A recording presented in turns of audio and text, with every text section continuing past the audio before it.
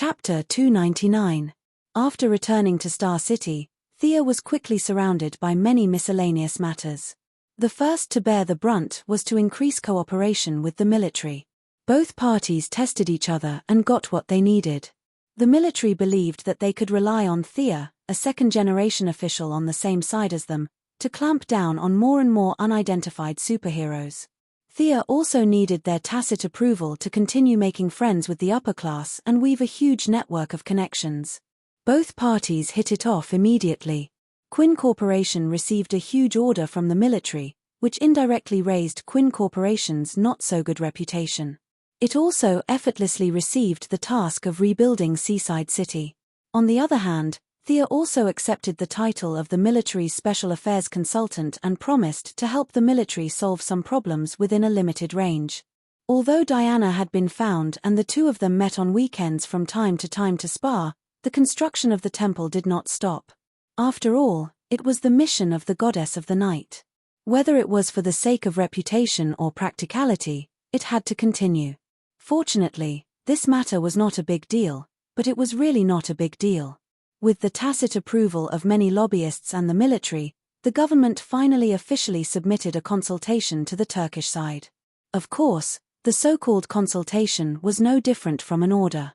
The Turkish side did not dare to say anything. Amidst the objections, a few joint construction teams entered the original site of the temple and began to do preliminary mapping work. Damien's plan to steal the sword had not been launched yet, but Barbara and Laurel had already left Star City. Their team had developed very quickly. Tommy, the stalker, was finally discovered by Barbara. When he learned that Laurel was also going to be a superhero, Tommy was both happy and worried.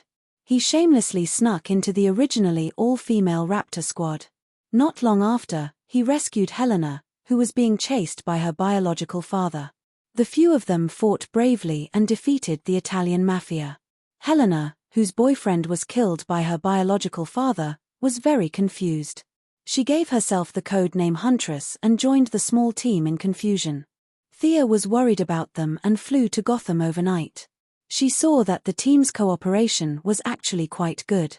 Barbara and Laurel were in charge of close combat, while Tommy and Helena were in charge of long-range combat. Among the four of them, Barbara had the most skills and experience, so she was naturally the leader. The Raptor squad officially made their debut, and the few of them had the intention to replace Batman in protecting Gotham. Everything was on the right track. Thea began to reflect on her own enhancement. Now that she was not lacking in attacking methods, her speed was also extremely fast with the help of the light ring. The only thing that troubled her was the problem of defense. The forging gods of several divine systems were all famous for forging divine weapons. Very few of them would spend their divine power to forge armor. Thea thought about it repeatedly and decided that she could only forge this armor herself. However, to use modern scientific knowledge to make an armor that could cope with future battles, even with the Atomic Man's atomic suit as a reference, the workload was still enormous. It required a huge amount of data calculations. The artificial intelligence plan from before was once again placed on the table. Regardless of whether it was to make armor or not, the artificial intelligence would provide comprehensive help to her enhancement. Thea's original plan was that with so many planets in the universe, there must be a few with artificial intelligence. However, there were too many people eyeing the Advanced Technology Laboratory in Central City, so she was ready to give up. However, after going around the various planets in the universe, she found that no matter how advanced the technology was, there was no artificial intelligence. It was only until she brainwashed the higher-ups of a certain planet that she found out that because Brainiac, a level 12 artificial intelligence robot, was too big of a threat, the various high-tech planets had formed an alliance and agreed to supervise each other and give up on the development of artificial intelligence. Earth, on the other hand, was too low-level, so no one paid attention to it. In other words, the only artificial intelligence that could help Thea and get her hands on it was Reverse Lightning, the original Gideon that was created in Central City in the 25th century by a transmigrator. Hello, Professor Snow. I'm Thea Quinn. Nice to meet you. After half a year of studying, Thea successfully obtained her graduation certificate from Princeton. Now, when she greeted people again, She finally avoided the awkwardness of graduating from high school. After all, it was an Ivy League university, so she could get a good job if she went out to apply for a job. Caitlin Snow's postgraduate studies did not take much effort. Caitlin was just 28 years old this year. Although she was qualified to teach postgraduate students, she was too inexperienced.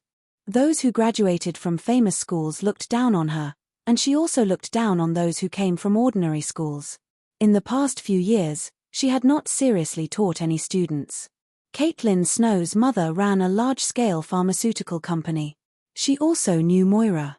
With their relationship going around in circles, plus Thea's good grades and being a girl, she had no reason to refuse. The two of them met briefly in the coffee shop. Caitlin Snow did not have any aura at all. She looked like a yes-man and was easy to bully. It was hard to imagine that she would change her personality and become the supervillain Frost Killer. The elders of both sides knew each other. There was not much difference in age, so they called each other sisters. Getting closer to Caitlin Snow was just to learn better. Sia took out a lot of questions to ask. It had to be said that Caitlin Snow's knowledge of biochemistry was very rich. She was chosen by Reverse Lightning to join the cutting-edge technology laboratory. She was truly talented. Although it was just a general conversation, it still solved many of Thea's doubts about the atomic suit. Thea thought that it was not a waste of time, and Caitlin was also very fond of her enthusiasm for learning despite being a billionaire. It could be said that both sides were very satisfied with their first contact. After learning from Caitlin Snow for less than a month, the cutting-edge technology laboratory that Thea had been looking forward to finally opened its door to her. Unlike the laboratory of the future where there would only be 2 or 3 big cats, now there was a crowd here. Everyone was busy. From time to time, there were doctors in white coats and thick bottle-bottomed lenses discussing loudly. Many big names in the research field ignored Caitlin Snow, a newcomer. As for Thea behind her, they ignored her even more. They only cared about academic results. Thea's beauty made them despise her. She was so beautiful, she was definitely not here to do research. Only a few young interns secretly glanced at Thea, but they did not dare to look at her too much. "Welcome, Dr. Snow. Welcome to study, Miss Quinn." Reverse Lightning, disguised as Professor Harrison Wells, was the person in charge of the laboratory and received the two of them. With a graceful demeanor and a pair of glasses, he looked like a well-educated middle-aged man. Reverse Lightning grasped this role very well. There were no flaws in his facial expressions, language, movements, gestures, and so on. All the people who talked to him did not know that the original Professor Harrison Wells had died and was replaced by a time traveler from 500 years in the future. Chapter 300. Sia didn't hide her identity. It was easy to arouse suspicion if she did. She was frank and open.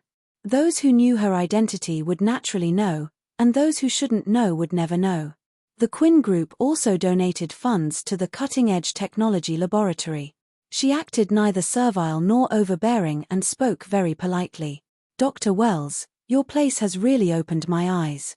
I'm very honored to be able to study here." Her tone was mixed with a hint of arrogance, which was also what she meant.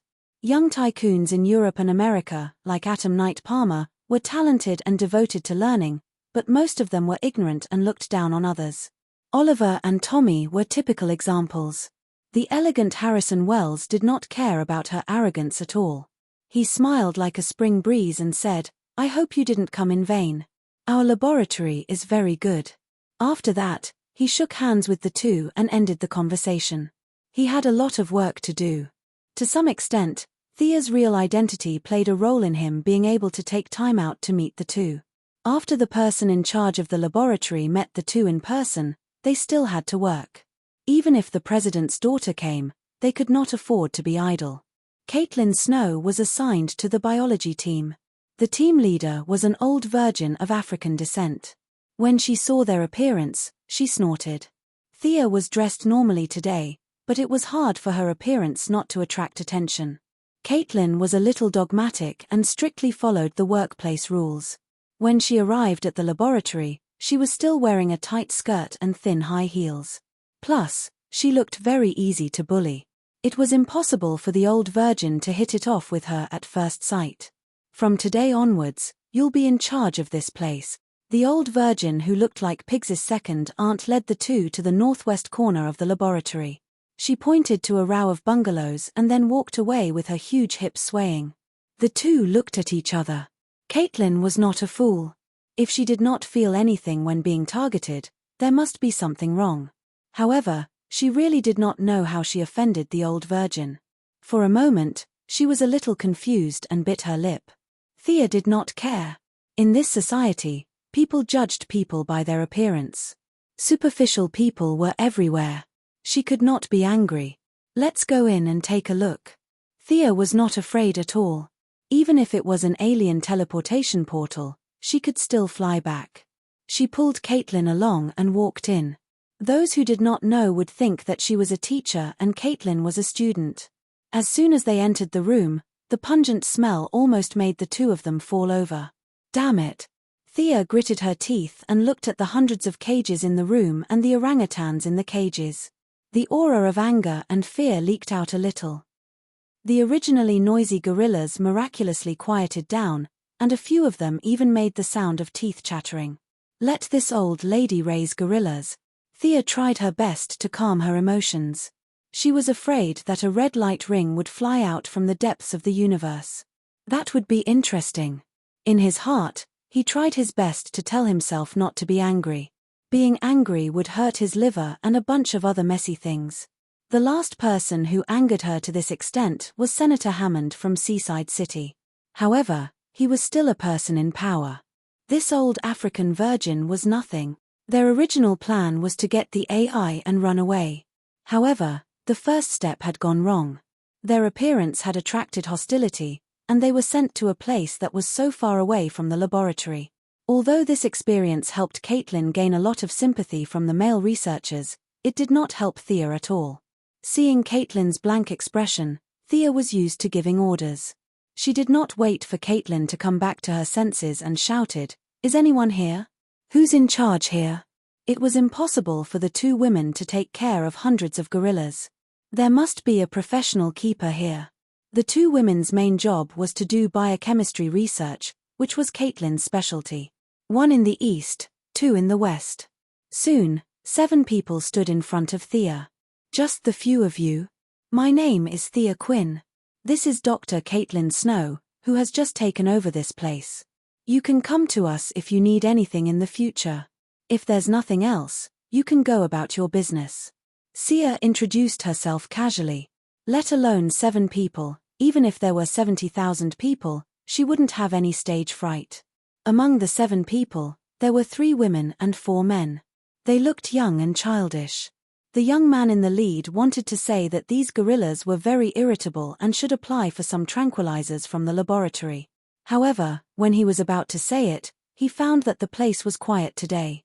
He hurriedly turned his head and found that all the gorillas were obediently waiting. Some of them were even lying face down on the ground. What the hell was this? It was so quiet. Did they need to apply for tranquilizers? He looked back at Thea, who was as beautiful as a peach. In order not to be treated as a fool, he swallowed his words. He put on what he thought was his most charming smile and introduced the current situation of the management here to the 2 women. Thea had heard of it. She had always been thinking about the AI. It was none of her business whether these gorillas died or not. If she was annoyed, she would even lock reverse lightning up with the gorillas. Caitlin listened attentively. She asked questions from time to time and made special notes. The 2 women followed the young man inside. Thea took a banana from the table and threw it into the cage when she saw a gorilla that she liked. Although she had not specifically practiced darts, the basic skills were there for all to see. The banana drew a beautiful arc as it passed through the gaps of the iron cage. The young man watched as a banana hit the gorilla's head with a bang. In the past, the gorillas would have been furious, but today, they were all well behaved. Some of them even looked at Thea with a fawning expression after being hit. F***ck. The young man felt that this scene was a little different from his past experience of rearing gorillas. Were these gorillas all wretched? He had treated them so well that they would bare their fangs at him for no reason. Now, Thea was casually throwing bananas at the young gorillas, but none of them dared to fight back. The young man felt that he had found the trick to rearing gorillas. Thea did not know that her casual action had set a bad precedent for the young man who was determined to be the best breeder in the world. She casually walked past a row of young gorillas. With her powerful visual memory, she remembered the names of the gorillas even though she was not paying attention. Henry. Gertrude. Cohen. She took 2 steps forward and suddenly realized what she was looking at. She stopped in her tracks and walked back to the nameplate marked with Gertrude. She looked at the skinny and listless gorilla inside. Gertrude. Thea could not believe it. Gertrude was the nemesis of the Flash, a highly intelligent gorilla with telepathy and mind control. This guy's future achievements would surpass 90% of the Earth's villains. But was this really the gorilla she knew? Chapter 301. In the future, Jared was 5 meters tall and weighed several tons. It was impossible to say that he was weak. Thea only remembered that Jared gained the ability to control minds after he was secretly experimented on by the military and Reverse Lightning. Even Reverse Lightning used him as a trump card. Jared was cruel to all of his enemies. He was only slightly nicer to Caitlin. Was it because Caitlin was arranged to be here in the original time and space that they met? Thea probed with her psychic power and was a little disappointed. She could not find anything unusual about the little ape in front of her. Was it caused by anger? Thea threw another banana at the ape's face. The little ape rubbed its face and lay on the ground weakly, not daring to resist. Did she remember wrongly, or was it a mutation caused by the experiment? Or was it someone with the same name? There were too many possible reasons. Thea made a mental note of her doubts and planned to verify them in the future. When it was almost time to get off work, more than 10 researchers, both male and female, asked the 2 girls to have a meal. Thea was not interested at first, but Caitlin did not want to refuse such a welcome dinner. She almost begged Thea to go with Caitlin. Along the way, several male researchers with excessive hormone secretion tried to show off their talents, trying to attract their attention. Thea looked at a Latino man who did not speak much. His name was Cisco Ramon, a superhero codenamed Shockwave in the later stage. His ability was to open a passage between different dimensions and attack enemies with powerful vibration waves in battle. Of course, he did not have any superpowers now, just like Caitlin Snow. However, his value, even in the later stage, was not reflected in his fighting ability, but in his mind and wisdom. Many of the technological weapons he invented were not inferior to Batman's. Even the original version of Captain Frigid's freeze gun that Thea obtained from the future was his work. Thea picked out a few questions about the freeze gun and chatted with him, but soon Thea could not continue. Cisco Ramon was staring at her face and did not listen to her at all. "Ah, you're talking about the pressure reducer, right? This. I think we can do it this way." Someone beside him nudged him, and only then did Psycho Ramon snap out of his daze. It had to be said that this person was really smart. He actually remembered Thea's problem even though he was in a daze, and racked his brains to think of a solution for her. This frost gun was designed by him in the future. Naturally, it was very compatible with the knowledge he had learned. Captain Lunghan's IQ and EQ were very high, but he only graduated from high school. There were very few places that could be modified. Cisco Ramon only felt that the questions this unbelievably beautiful woman had asked him were all questions he was best at.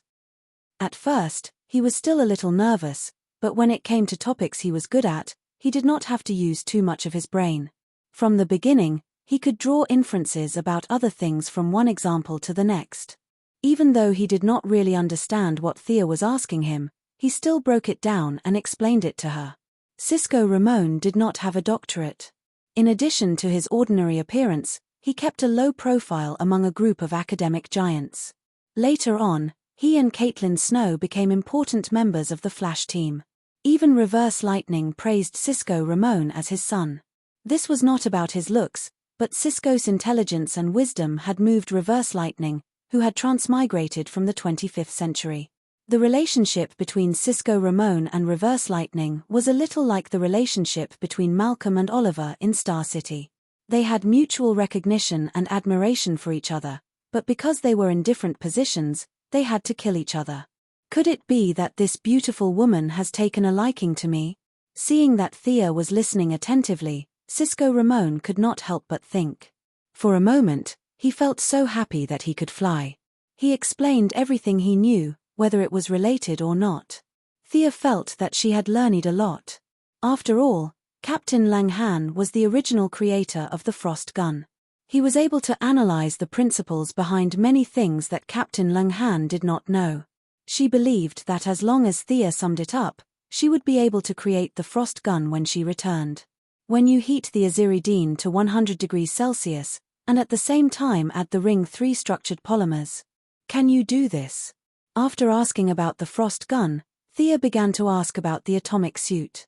To some extent, these questions had already surpassed Cisco Ramon's knowledge. The atomic suit's technology, which even Reverse Lightning admired, was not something that Cisco, who was still a rookie, could explain. However, Cisco Ramon was also a genius. He was able to use his existing knowledge to explain many of the atomic suit's technical principles. Although it was not the correct direction, it was still an eye-opener for Thea. As Thea continued to throw out profound questions, Cisco Ramon's wild imagination was suppressed by the spirit of science. He regained the seriousness of a scientist and began to discuss with Thea in detail. At first, the people in the advanced research lab were just there to watch the show.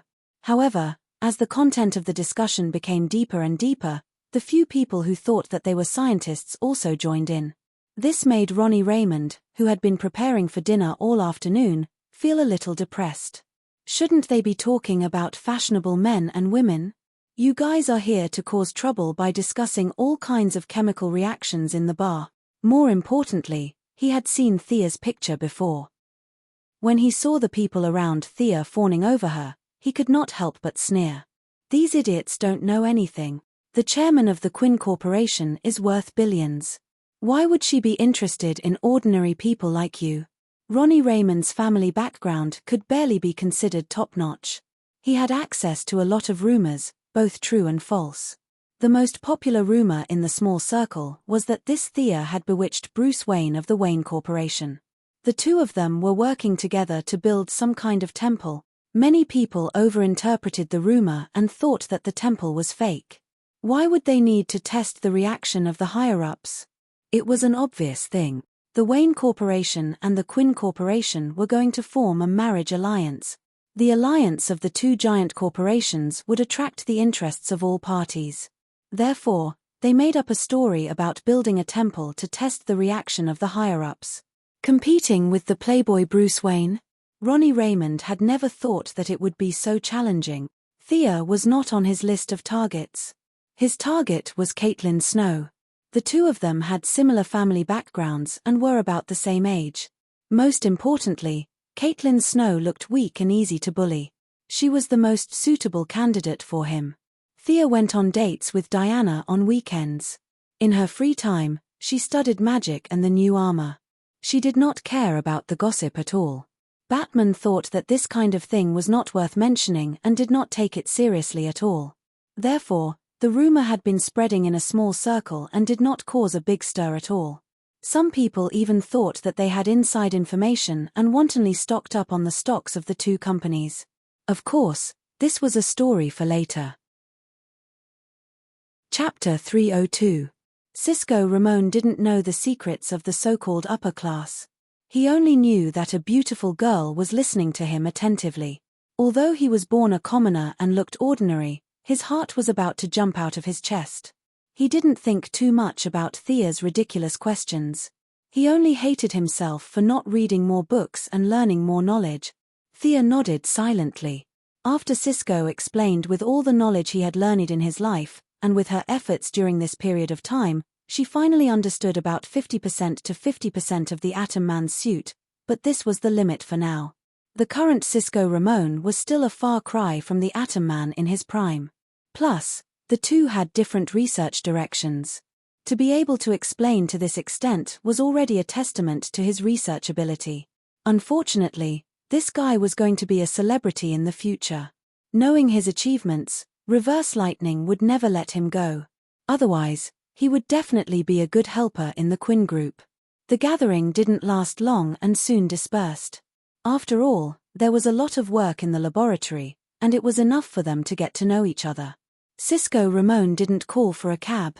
His left and right legs were trembling as he walked back to his apartment. He rubbed his face hard. He couldn't remember what he had said the entire night.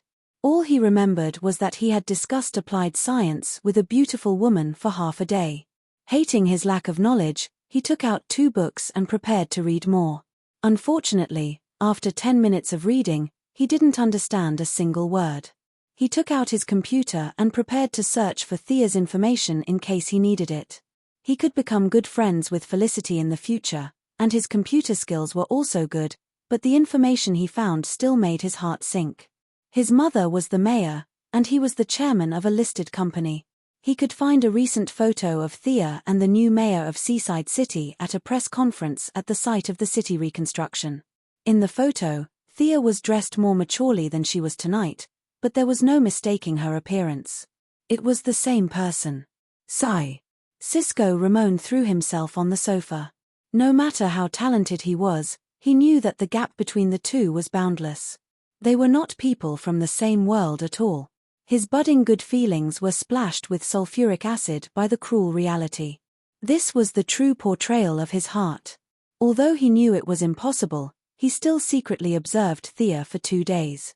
One weekend, he accidentally saw Thea kissing a classic beauty with long legs.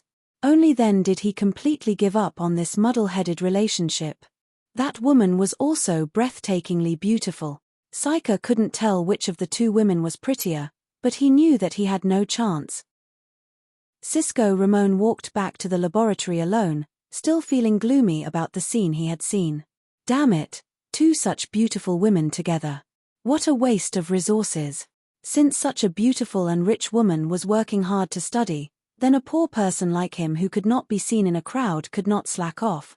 Saika Ramon turned his grief into strength as he put away his frivolous personality and began a new round of learning. Thea didn't know that her unintentional actions had caused some misunderstandings. In fact, even if she knew, she wouldn't care. Every weekend, she would go out to play with Diana and travel all over the Earth and the Milky Way. The situation in the cutting-edge technology laboratory was still not optimistic. Thea collected Reverse Lightning's fingerprints and found the secret door where the artificial intelligence was hidden. However, there were too many people in the laboratory. According to her observation, even Reverse Lightning couldn't find a chance to enter the secret door, let alone herself. The opportunity had to wait. Thea stayed in the laboratory for 2 days a week, learning from Caitlin and discussing the latest research results with Cisco Ramon. When she was free, she would throw bananas at Gruder for fun. When Gruder saw her enter the door, he had a conditioned reflex of covering his head. Was this guy really the big villain or not? This thought came to Thea's mind several times because no matter how she looked at this little ape, there was nothing special about it. Its body was thin and small, and its personality was weak. Even among primates, this ape's intelligence was considered slow, let alone telepathy. Looking around, Thea made sure that no one was paying attention to her. She stretched out her psychic feelers, ready to see if this ape was the one she remembered. Out of caution, she only used 30% of her strength. However, Thea underestimated her current strength. As soon as her psychic feelers entered the ape's brain, she heard a plop sound. The little ape, Gruder, fainted straight away. Thea was a little embarrassed. Recently, she had been practicing with Diana more and more frequently.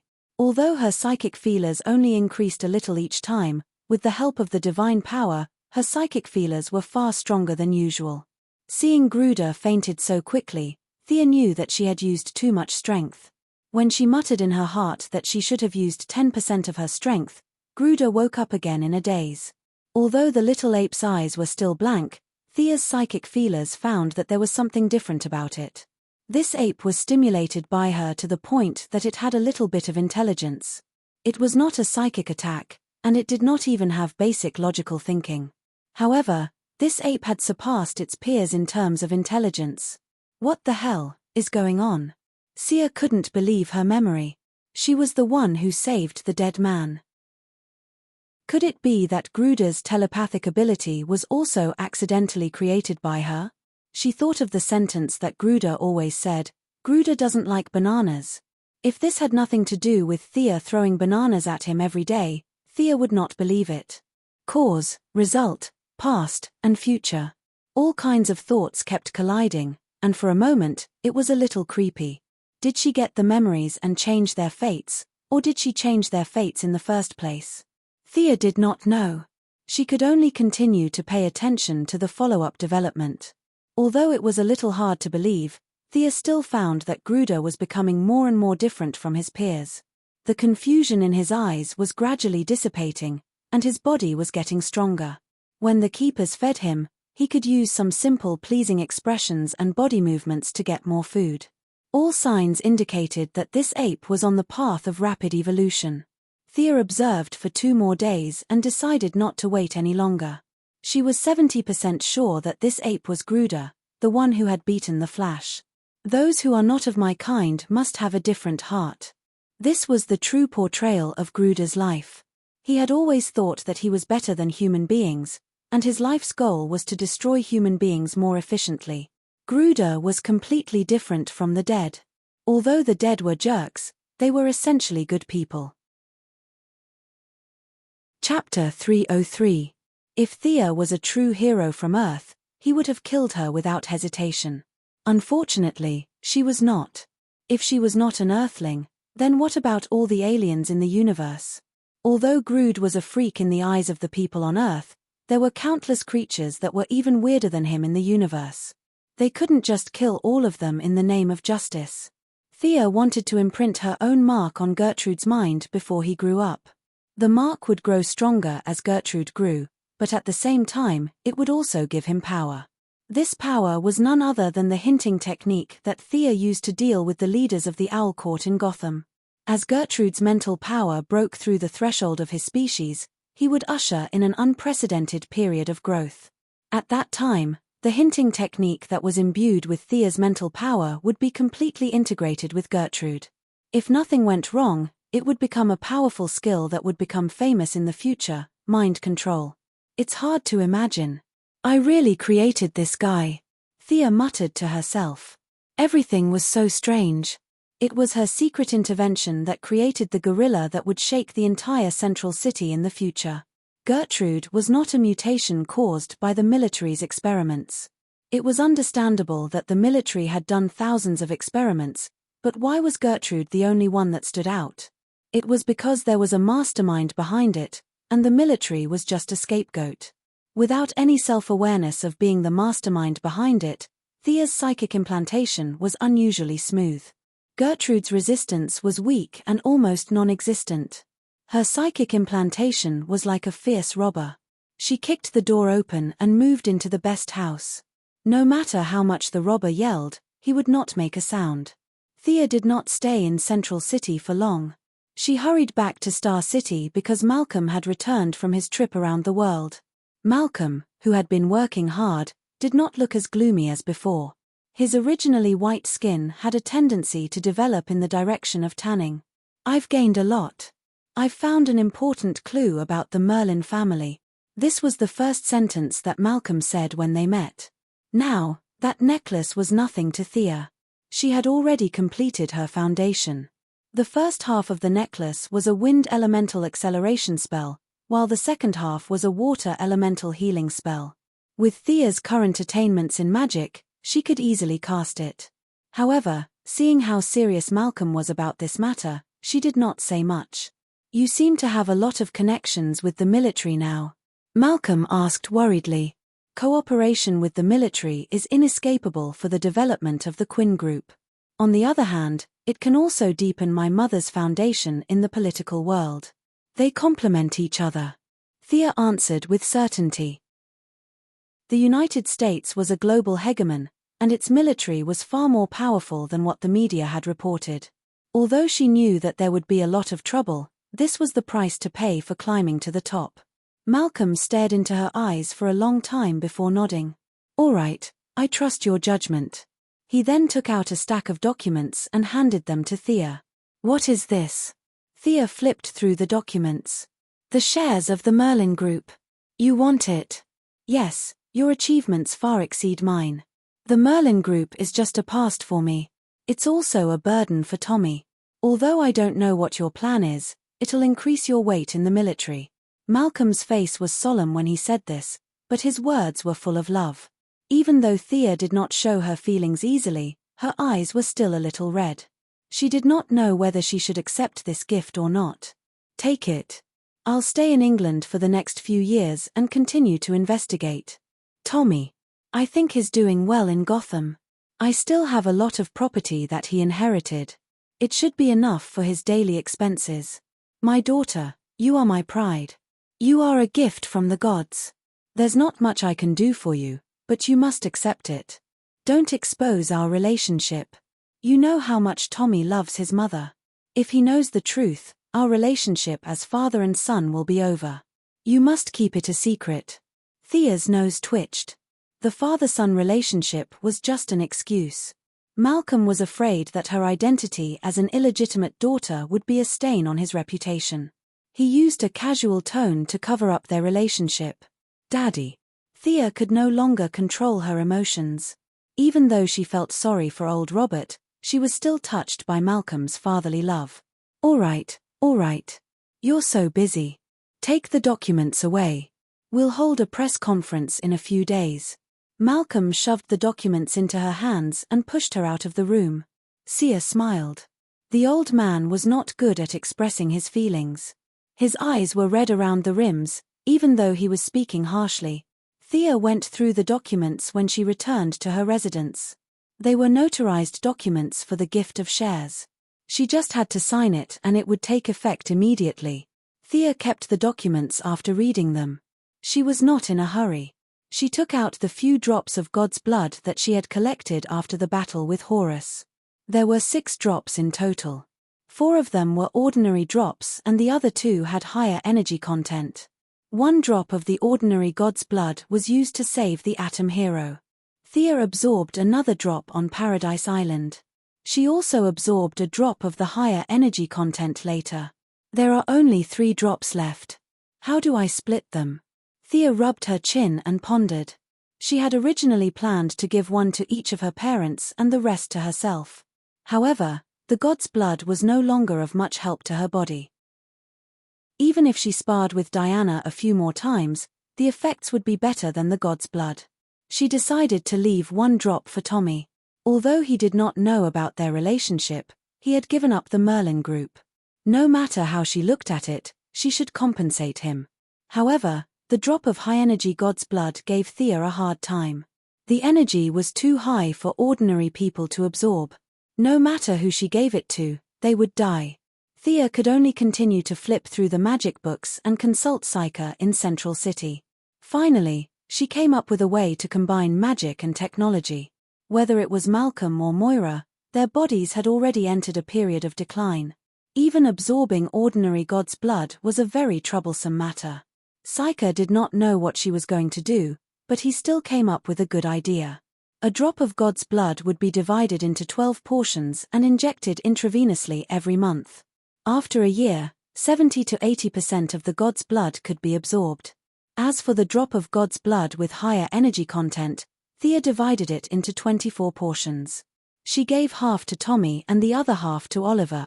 2 young people who practiced martial arts would not explode if they absorbed a drop of high-energy God's blood together. What's this? Malcolm was curious about why Thea had not announced the news. Anyway, he had finished the handover with several CEOs and subordinates. At this time, he was packing up and preparing to leave for England to continue to pursue clues about the descendants of the Merlin family. Thea came to him and asked him to dismiss the servants. She handed him a silver-white suitcase. Chapter 304. Although he didn't see where Thea took the suitcase from, he still opened it and stared at the syringe in a daze. Spiral structure, blue liquid, and a silver-white suitcase. Are you sure this isn't the T-virus from Resident Evil? What's this? Malcolm wanted to know the answer even though he had a few guesses. It's the blood of a fallen god. I divided the original drop into 12 portions. You can absorb 1 portion every month. It will strengthen your body and prolong your life. Don't you need it yourself? Of course, Thea couldn't tell her father that she had sex with a long-legged beauty every week. The cumulative effect of 2 or 3 sessions was no worse than directly absorbing the blood. She didn't answer directly. One for you, one for Mother, and one for Tommy. I'm not sure if he'll get superpowers, but his body will definitely recover to its peak. Malcolm rolled his eyes and patted Thea's shoulder. You're so considerate. He put away the suitcase. I'm leaving. You can give Tommy his portion. Malcolm didn't inject him directly because he knew his son too well. Unless he knocked him out and injected him directly, he would definitely give him to Laurel after explaining the use of the blood. When the time came, he would leave his share to Malcolm. Malcolm felt that as a middle-aged man, it did not matter whether he lived a few more years or not. His goal was to make his children healthier. Thea didn't think there was any problem. After sending old Ma off, she took the signed documents and rushed to the Merlin Group with a bunch of lawyers and accountants. Malcolm was very free and easy to let go of the Merlin Group. Of course, he couldn't tell others that he was an illegitimate daughter. The father and daughter had a unified statement that Thea had bought his shares. Several of his trusted subordinates knew the result in advance, but they didn't know the reason. In order to prevent them from hindering Thea from taking over the group, Malcolm withdrew all his subordinates. Now, only a few executives were left in the Merlin Group. What? Merge with the Quinn Group? The president of the Merlin Group submitted his resignation to the board of directors 3 days ago. Now, the person in charge of the daily affairs was the original vice president, a high-ranking employee. He had thought that Thea had come personally to discuss some cooperation, but he had guessed correctly. The union was indeed a union, but the creation was nowhere to be seen. The vice president was sweating profusely and urgently summoned the legal department to verify the authenticity of the document. The results showed that the documents were authentic and valid. Whether it was the signatures, seals, or notarization, they were all in accordance with the provisions of the law. The vice president felt like he was on fire and urgently asked the remaining directors. Although they didn't agree unanimously, Thea had more than half of the shares. In other words, as long as Thea wanted to, she could complete the merger of the 2 companies. Thea was here today to do this. Otherwise, why would she bring so many lawyers and accountants with her? Was she here for a vacation? Merge, start the process of merging now, immediately. The vice president worked for a salary, so he couldn't find any reason to object. According to Thea's order, he informed the administrative departments one by one to complete the handover of the work and wait for further orders. Of course, the merger of the 2 companies wouldn't be so simple. Thea just stopped Merlin's business first to ensure that there wouldn't be a large outflow of funds. She still had to negotiate with a lot of directors. Yes, a lot of directors. Originally, the directors of Quinn and Merlin might have to withdraw from the board of directors because of the merger and the dilution of the shares. However, Thea had to appease these people. There were also many people who held shares of the 2 companies at the same time and joined the board of directors because of the merger. For example, Felicity, the vice president of Quinn, now looked at Bruce Wayne as if she had seen a monster. Bruce Wayne personally held scattered shares of most of the companies in the world. This time, the merger of Quinn and Merlin had actually reached the point where he could join the board of directors. When he received Thea's call, he had to come, whether it was for business or personal reasons. Batman gave Felicity a subtle look, telling her not to say anything, and walked into the conference room calmly. "Welcome, Bruce." Thea was at the door of the conference room, welcoming all the directors who came to the meeting. The 2 of them were very close in private. Batman had already written 2 pages of entries about Thea in his little black notebook. However, on the surface, they knew each other because of the temple incident. Thea welcomed him indifferently. Bruce Wayne showed his playboy attitude in front of others and chatted with Thea for a while. "Welcome, Mr. Luther." Not long after Bruce entered, a young man with long hair came to the door. The man's eyes were very bright, showing extraordinary wisdom. Thea glanced at the top of his head without batting an eyelid. This person has good hair, why would he become bald in the future? "Miss Quinn, you've done a lot." You've completed the merger quietly. It seems like I won't be able to keep my title of business tycoon for long. Oh, let me introduce you. This is my sister, Lena Luthor. She will hold the shares of the new group for me in the future. Lex Luthor didn't know why Thea was looking at his head, but he didn't care. He mocked Thea a little, then introduced his sister and hid behind the scenes. He also clearly expressed his support for the merger. His superb conversational skills not only expressed his intention but also didn't embarrass others. They were indeed the three popular villains. The wise Lex Luthor, the crazy Joker, and the tenacious Sinestro. The three of them were full of strong personal style. Thea had always been looking forward to this Superman's nemesis, but they were in different camps. She didn't say much and just greeted the timid little girl behind Luthor who pretended to be calm. Welcome to, Miss Luthor. I believe that we'll have a good time working together in the future. The little girl nodded slightly and walked in with Lex Luthor politely. At the appointed time, Thea looked at her watch and knew that all the directors had basically arrived. The remaining few who were dissatisfied with the merger didn't need to pay attention to him and officially began the merger discussion. After the merger of the two groups, Thea personally held 31% of the shares of the new group, and no one else held more than 10%. The directors of the Quinn Group had been brainwashed and replaced by her in the past 2 years, and they were very obedient. Several of the Merlin Group's shareholders had received Malcolm's signal and didn't dare to disobey. The remaining shareholders who were controlled by the government and the military expressed their support.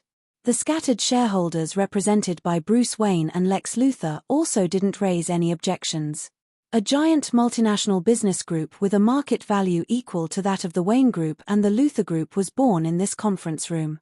The group was named Quinn Merlin Group in honor of its predecessors. In the next few days, Thea was very busy. The same departments were merged, and different departments were expanded or abolished according to the situation. All kinds of directors were busy expressing their loyalty and talking about their ideals. They blocked Thea for 3 days, making Diana think that she was besieged and almost pulled out her sword to save her. Chapter 305. How annoying. Thea sent away another middle-aged man with an extraordinary aura. She threw away her pen and stood by the window, looking into the distance. The middle-aged man who spoke to her before was just a small shareholder. Logically speaking, Thea would not have the right to meet him personally. However, although this person's status was low, he had many people behind him. Yes, his words and actions represented the United States government and those who controlled the country's lifeline behind the scenes. It was not some ridiculous matter of annexation of industries or opposition to the merger, but a problem that neither Thea nor Malcolm had realized. The merger of Quinn and Merlin had resulted in the new group's business covering military research and development, new energy mining, urban construction, shipping, and many other fields. The group had nearly 100,000 employees. Perhaps this was not enough to attract the government's attention. What was worse was that Moira was the mayor of Star City and Thea was wantonly merging the groups under her rule. After the merger, the new group would be the largest in Star City. With Moira's help and the collusion between the government and the businessmen, were the mother and daughter planning to change the name of Star City to Quinn City. In the free and democratic United States of America, there must be no news that could be attacked by an indescribable country. The middle-aged man who had just walked out of Thea's office was only there to test the waters. He had been talking for a long time just to send a message. Could the group's headquarters be moved appropriately? As for where to? The higher-ups felt that the 2 international metropolises in United States of America were more suitable for the new group's positioning. Thea politely sent the middle-aged man away. She was now a big shot who could shake the ground with a stomp of her feet. It was impossible for her to agree to a small fries request immediately. There were a lot of problems involved. Looking through the floor-to-ceiling window at the construction workers in the distance, Thea let out a sigh of relief. Damn it, what kind of international metropolis is this? Isn't it just Gotham and the metropolis? These two places.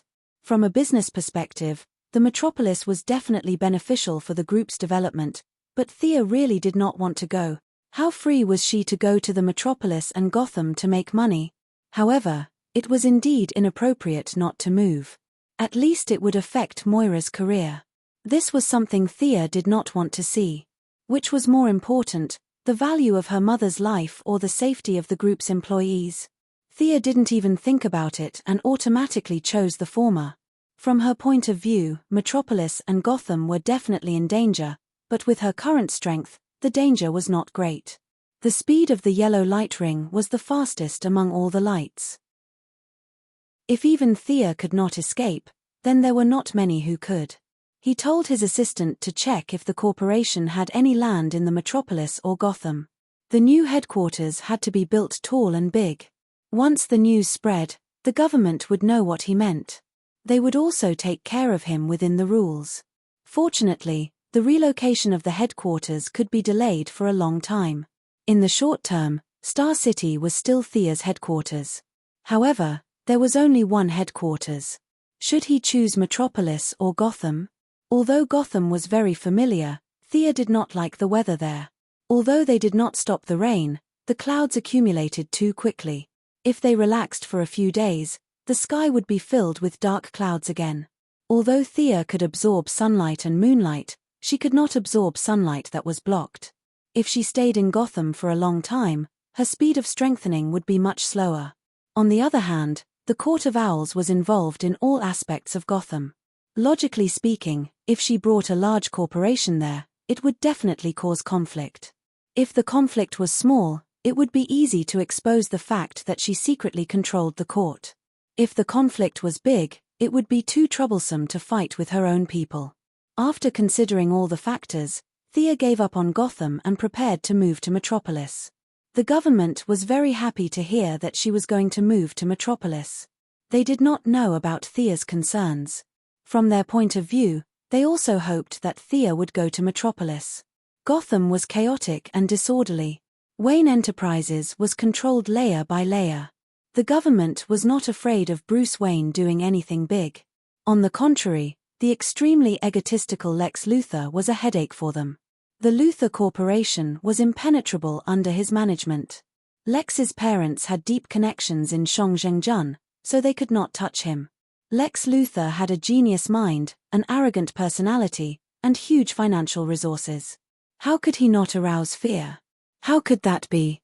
Hearing that Thea was going to Metropolis, a few of the higher-ups were very happy. They instructed their subordinates to handle the merger of her new corporation as soon as possible. The government gave the green light. The work that would have taken at least 3 months was completed in a little more than a month.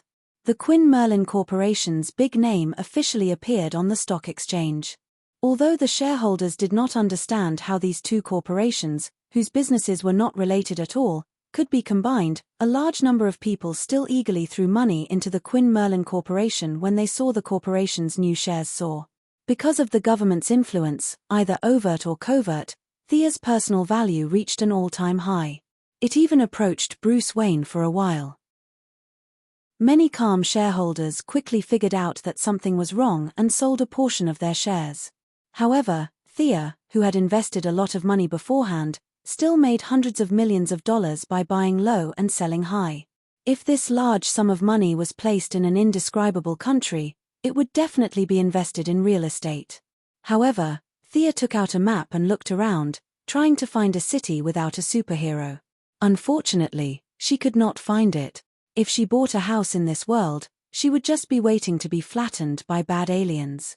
After pocketing the money, just as Thea thought that her days would continue like this, Amanda Waller of the Heaven's Eye Society personally came to visit. After getting in touch with the military, Thea was no longer as anxious about the Heaven's Eye Society as before. She knew that she was up to no good, but she could not kick her out. "Sister Amanda. You're looking for me. You see, I'm very busy now." Thea pointed at the documents on her desk. The new corporation had more than 10 presidents and vice presidents, but in the early stages of the merger, there were many things that she needed to make decisions on. These people could not help her. She did not even have time to go on a date with Diana last week. Instead, she called Diana to her office and closed the door to read the documents for the whole day. "There is something that I need your help with." Amanda lowered her attitude.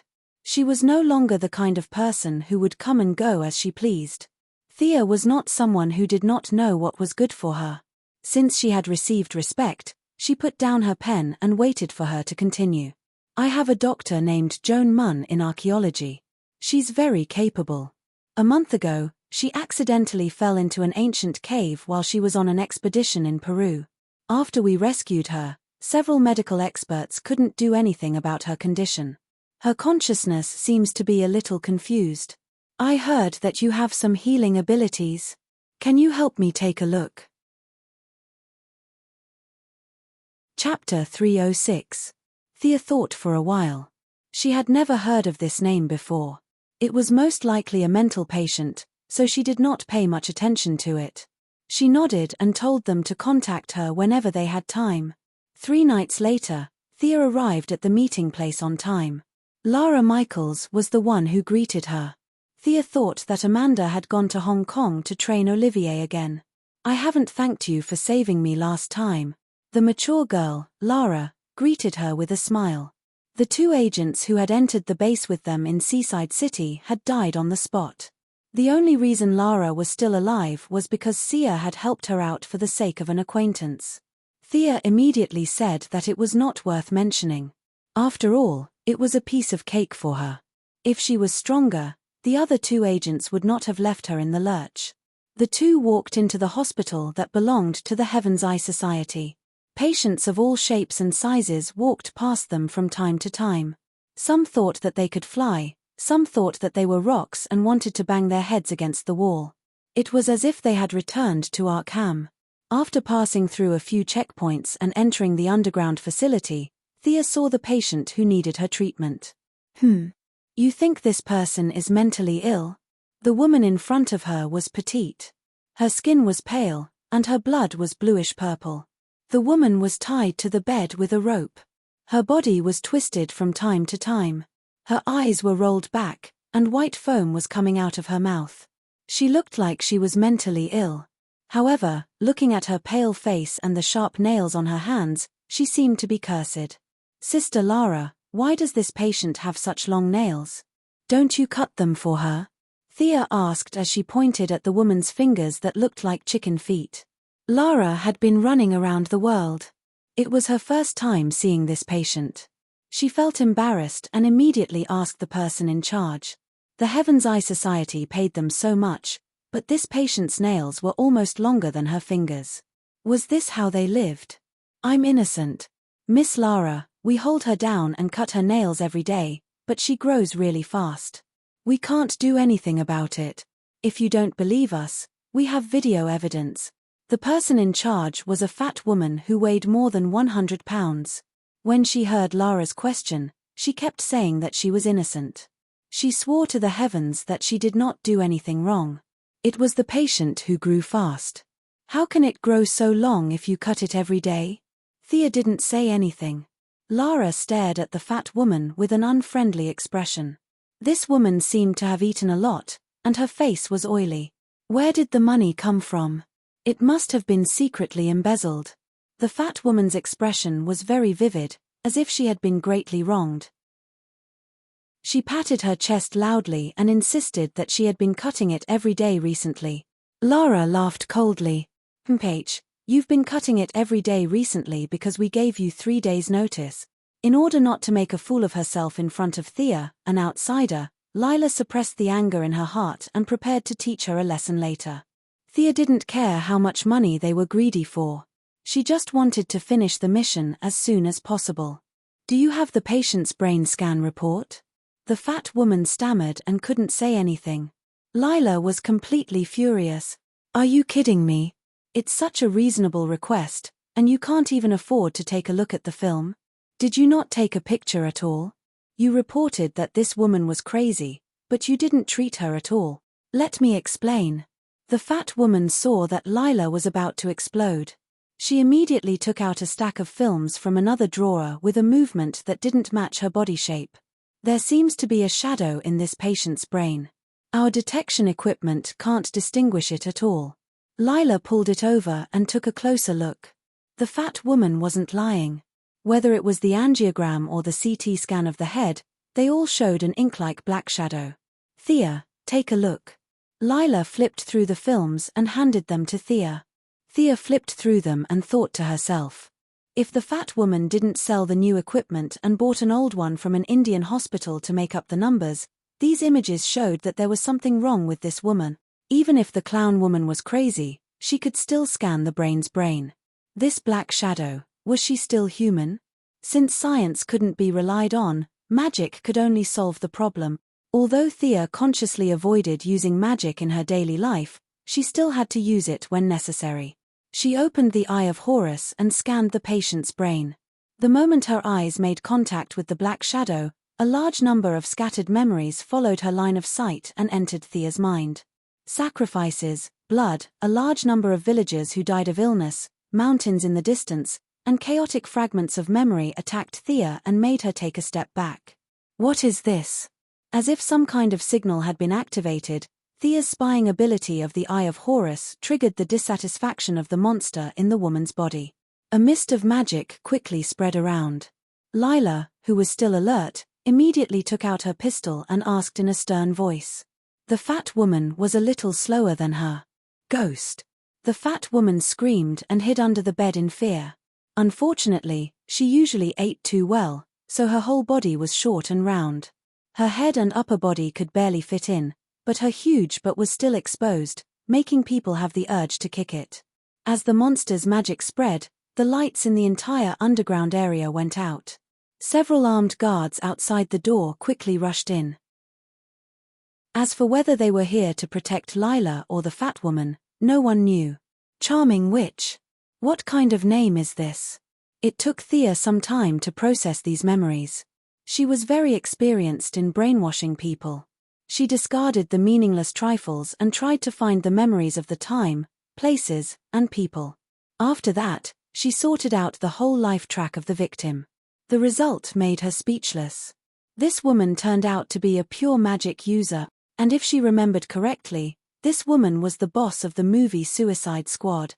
This woman was the only magic user that Thea had dealt with in a long time. Thea did not dare to act rashly. From the memory, she judged that the woman had lived for hundreds of years.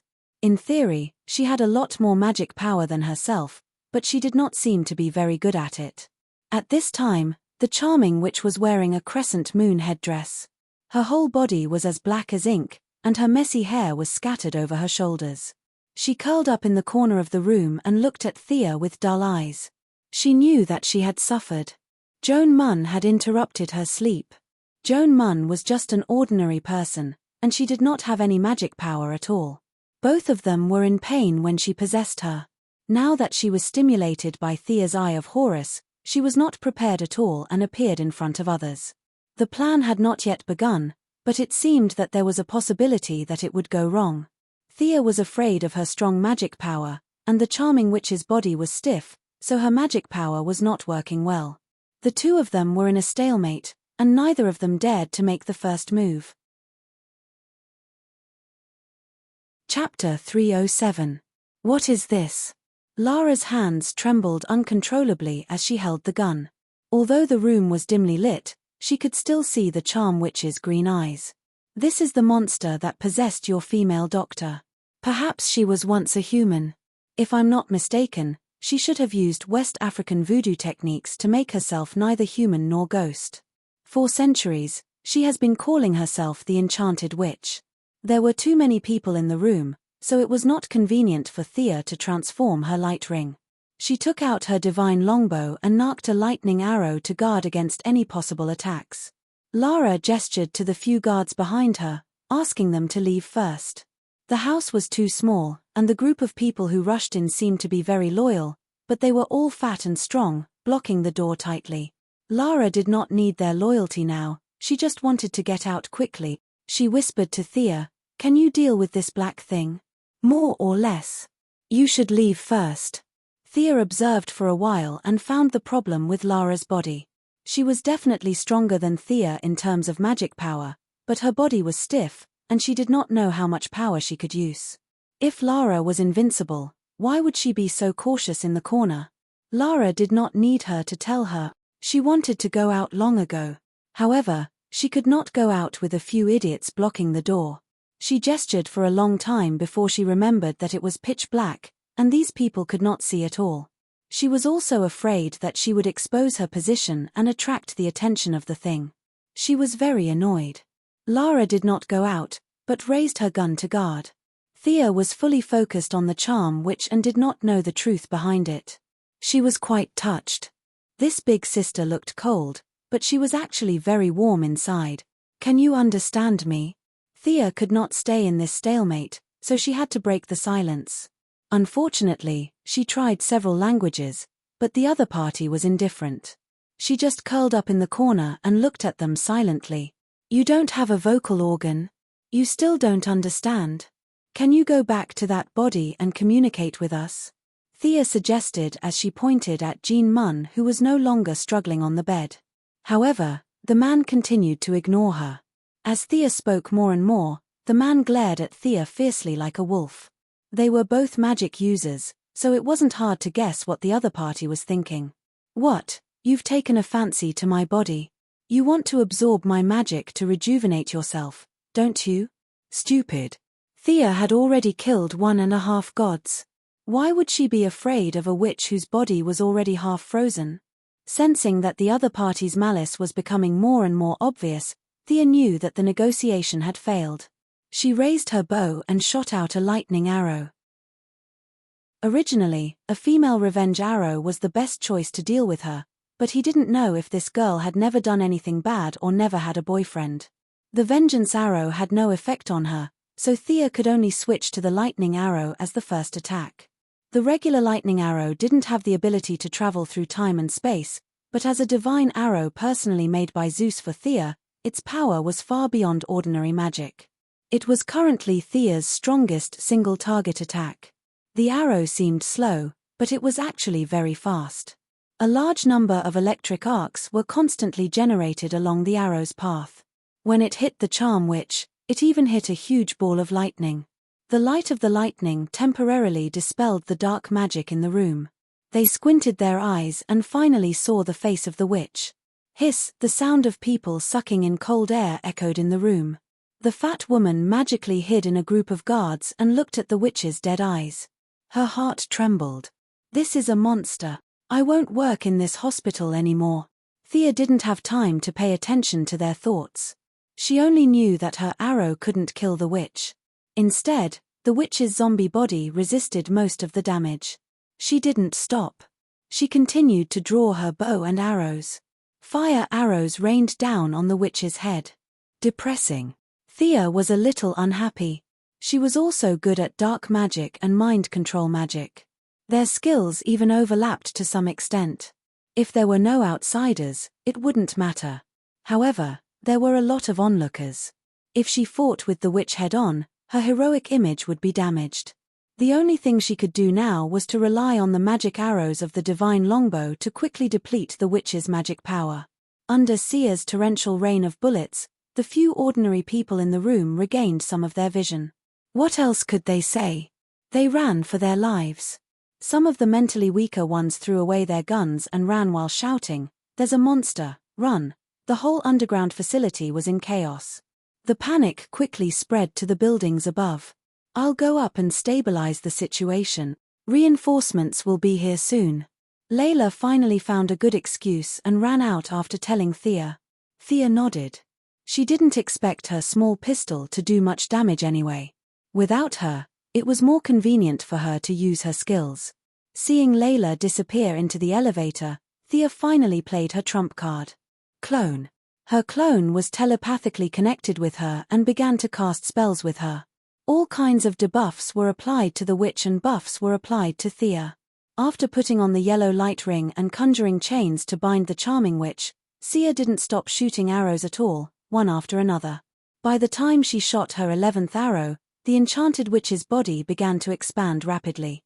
She summoned a large amount of magic power and broke free from the chains. She had no choice but to resist.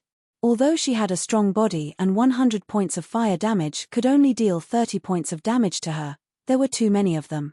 Especially when Thea's clone was so agile. It was 2 against 1. You're too shameless. She suppressed the greed in her heart and began to fight back. The witch had an extremely rare teleportation ability. She instantly appeared behind Thea and clawed at her heart. That's all you got. Thea's fighting ability was one of the best in the world, and she had been guarding against the witch's attacks. Facing the witch's black claws, she pulled out the Godslayer and infused it with fire magic to block the claws. She then turned around and slashed at the witch's neck. Whoosh, the sword missed and there was a violent vibration in the air. The witch appeared on the other side of Thea and clawed at her face. Thea could only take 2 steps back to increase the distance between them. What a strange ability.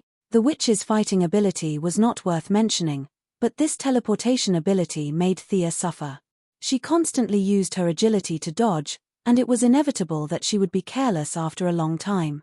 When the witch teleported for the 4th time, Thea finally discovered the principle of this ability. She could appear in any corner where her magic was. In other words, as long as the magic in the air was dispelled, her teleportation ability would naturally be broken. Chapter 308. The traditional way was to use a large amount of light magic to neutralize it, or use fire magic to burn it. Of course, it was also possible to change the battlefield and fight somewhere else. Thea could do all these methods, but she was purely helping out today. There were still a lot of things to deal with in the group, and she really did not want to waste time fighting a war of attrition. The doppelganger waved her hand and forced the charm witch to retreat with 3 light beams. She took out a dark, sci-fi weapon from the space ring. This was a combination of the technology of Captain Frigid and Mr. Freeze. It was the latest development of the Freeze gun. If Cisco Ramon's design 3 years later was 1.0 and Captain Frigid's modification was 2.0, then the gun in Thea's hand was 3.0.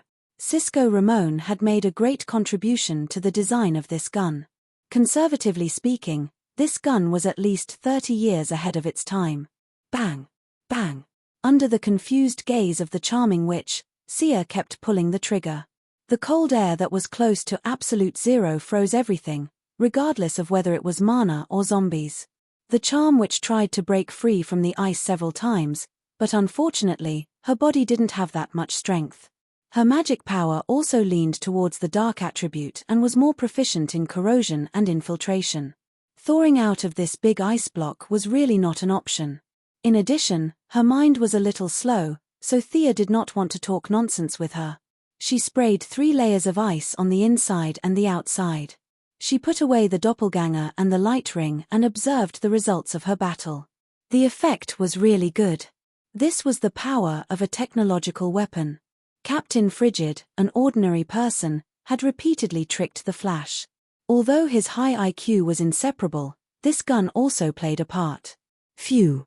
Sia exhaled a breath of cold air. This room was almost freezing her, making her feel very uncomfortable. She ran out of the room in a few steps and bumped into Lila, who was about to help her. "Where's the enemy?"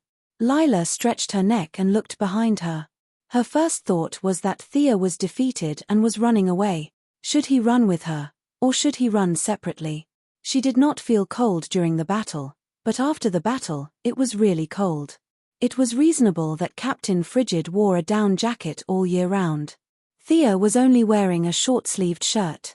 In such a cold basement, she felt uncomfortable all over. "Do you still remember Killer Crocodile from that day? It's similar to that one. I've frozen it." At this time, Lara also felt a bone-piercing chill. Thinking back to the time when they first met, she nodded as if she understood. She was no longer the person who took the lead. She waved her hand and gestured to the people behind her. "You guys go and take a look. The temperature inside is very low. Don't touch it with your skin." Thea felt extremely cold in such a short time. She told Jiyu Yang to stay away from her and ran to the elevator alone. Halfway through the run, Thea suddenly realized something. Where was the female doctor who was thought to be mentally ill? He seemed to still be tied to the hospital bed. Did he catch a cold too? They didn't know each other, so she could only blame herself for being unlucky. Hopefully, the heavens would help her. After drinking 2 cups of hot coffee in the facility on the ground, she finally felt less cold. The design of Cisco Ramon's gun was very good, but it had high requirements for the user. Thea shivered even with her strong physique. It was hard to imagine how much pain Captain Frigid, an ordinary person, had to endure. This person's original intention was to toy with the Flash. After enduring so much, his genetic chain was damaged. She had to admit that he was a strong person. Just as she was wondering whether she should fly back or let them send her back, Lara, who was out of breath from running, pulled her back. "What's that thing you've frozen? Help me explain it in detail. Otherwise, I won't be able to explain it to Amanda." "Ah. Okay. I saw a part of that person's memory. She was born in a small village in West Africa about 600 years ago. She received the secret inheritance of voodoo, which was very popular at that time. The locals called her the Enchanted Witch. After that, there was a large gap in her memory. When she regained consciousness, she was already on the other side of the Atlantic Ocean in Peru. It's unknown if the early colonists transported her. The last memory she had was that careless doctor of yours who destroyed her place of hibernation. That's about the situation." Thea looked at Lara's dizzy eyes. She was also quite depressed. She thought that it was just a small favor, but who knew that it would cause so much trouble?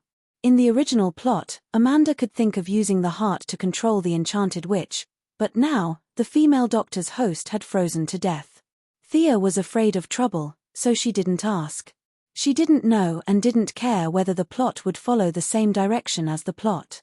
She reached out to greet Lara, leaving her to ponder on how to write the report.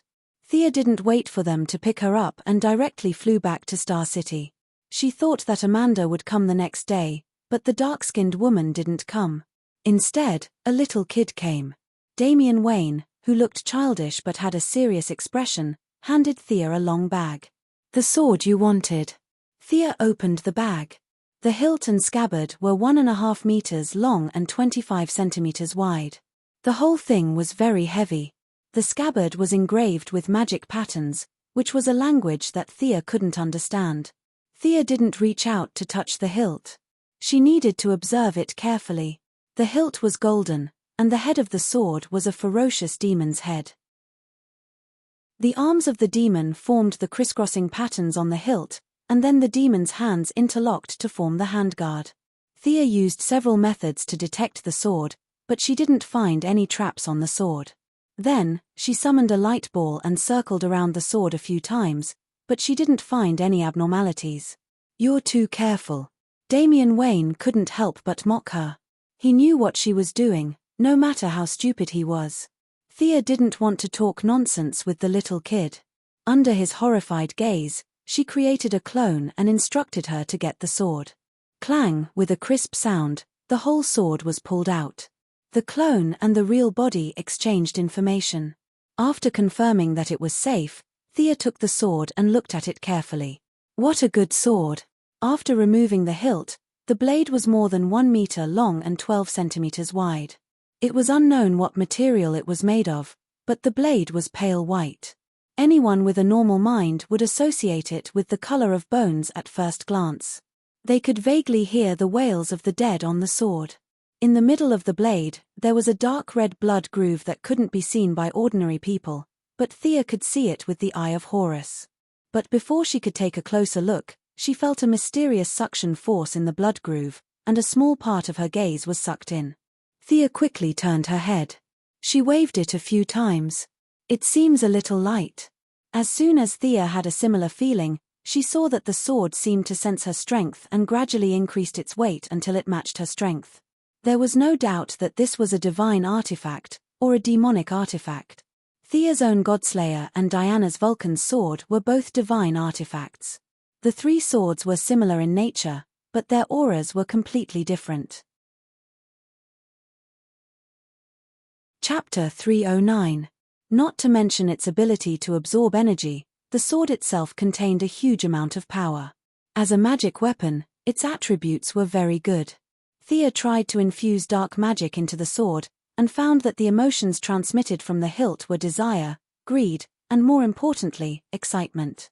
That's right, the sword was transmitting a signal of excitement to Thea. God knew how many years it had waited, and finally, It was nourished by magic again. The blade was faintly vibrating. Thea swung the sword and withdrew the magic, and directly sheathed the sword. The sword was a little too pleased with itself. It had actually tempted Thea to go on a so-called killing spree. It would be a joke if Thea, who brainwashed others every day, was brainwashed and controlled by a sword. Thea did not directly put the sword into the ring. Instead, she looked at Damien and said, "I'm very satisfied. You can learn magic from me."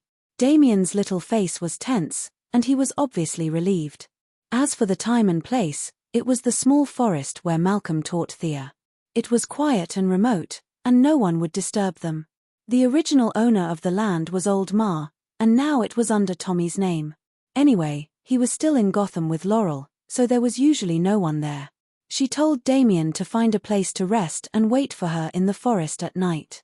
Thea continued to busy herself with the various matters of the company. It was not until sunset that she slowly walked towards the forest that had given her hope. It was the cycle of nature, and now it was her turn to give others hope. Thea recalled as she walked, but suddenly she stopped and looked not far behind her. An extremely tall and thin old man walked out from the shadows and was looking at her not far away. He was wearing a black robe with a high collar. His face was cold, and his eyes were filled with wisdom and vicissitudes. "Ninja Master?" Thea was a little surprised. This old man actually came out on his own. Needless to say, he must have followed Damien all the way here. Thea did not know if Damien had been honest with him, or if there was something else going on. "You know me, child, can you really teach Damien those mystical knowledge?" Ninja Master stared at Thea with his hands behind his back. "I'm a man of my word, but his completion of the mission seems to be a little different from what I expected." Thea could tolerate failure, but she did not like betrayal. Failure was a matter of ability, while betrayal was a matter of morality. Ninja Master didn't answer her question directly. He lowered his head and organized his words. "Without my acquiescence, it's impossible for him and Talia to get the magic sword from me." Thea was dubious about this. Since it had already happened, she could say whatever he wanted. "Are you going to take back your sword?" This time, Ninja Master answered without hesitation, "I want to see if you are qualified to hold that sword." Thea smiled. If it was 3 years ago, a Ninja Master would be the highest peak she could see. But now, he was just an old man with great martial arts skills. "How do you want to see it?" "I want to experience your magic through martial arts," Ninja Master said as he pulled out a sword from his waist. Thea glanced at it and saw that it was just an ordinary steel sword. "As you wish." Thea could feel that Ninja Master didn't have any intention to kill her. This old man was very open, or rather, he didn't need to hide his actions with lies anymore. Thea didn't use the ring of light or the divine bow. She raised her hand and threw an oil spell at his feet. Ninja Master's expression was calm. A sleeve arrow with an iron chain popped out from his left wrist and stuck on a tree trunk by the roadside. Ninja Master jumped up, stomped on the tree trunk with his feet, and took a small turn to attack Thea. TSK, Batman was indeed from the same lineage as him. Thea's hands drew a beautiful curve, drawing 2 inscriptions in the air. She opened her 5 fingers, and a small ball of white material flew out and expanded with the wind. By the time the white material reached Ninja Master, it had already turned into a large net, covering the sky and the earth. Amazing. Ninja Master could only use the same trick again. He dodged the net again and threw a dart in the air. Thea didn't move. She pointed at the center of the dart with her left hand and changed the direction of the dart with her finger. She picked up the dart with her right hand, infused it with her fire magic, and threw it in the opposite direction.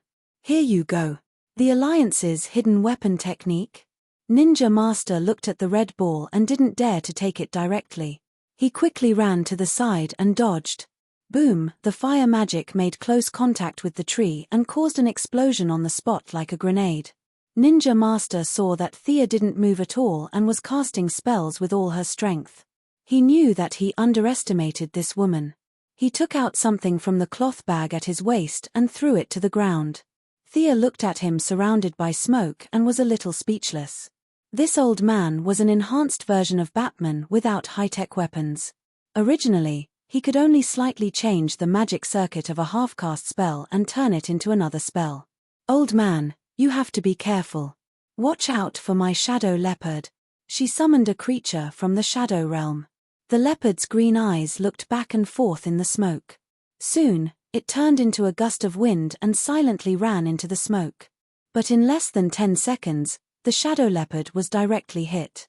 Although its body was light in the air, the fierce light in its eyes dissipated a lot. "Young woman, you underestimated me." Just as Thea was thinking about what spell to use, Ninja Master came out from behind her diagonally. The two were less than 5 meters apart. Thea drew the Godslayer and blocked the opponent's slash. At the same time, she threw a punch. "You underestimated me too." Ninja Master finally found this golden opportunity. How could he be willing to open up the distance between them again? The blade changed from a vertical slash to a horizontal one. At the same time, his left hand and Thea's fist collided. With a muffled bang, the two of them took half a step back at the same time. They were a little surprised. Although Thea was far inferior to Diana, the transformation of the divine power was all around. She used almost 70% of her strength in this punch, but she did not expect that the opponent's physical fitness was not bad. The punch was actually a draw. Demonized body. The only thing comparable to the transformation of the divine power was to demonize oneself. Considering Ninja Master's life experience, this was the most reasonable explanation. Thea did not use her full strength. In fact, Ninja Master was cautious all year round and also did not use his full strength. Seeing that his punch, which was far superior to ordinary people, did not take Thea down, his attitude became more serious. At this time, the Shadow Leopard rejoined the battle, 2 against 1 with Thea to deal with Ninja Master. Rope technique. Thea waved her sword in her right hand to resist the opponent's attacks. Her left hand completed a spell. As if it had a life of its own, the magic rope wrapped around Ninja Master's feet. At the same time, the Shadow Leopard attacked the middle. Thea's long sword swept towards his head. The Ninja Master's martial arts skills were really impressive.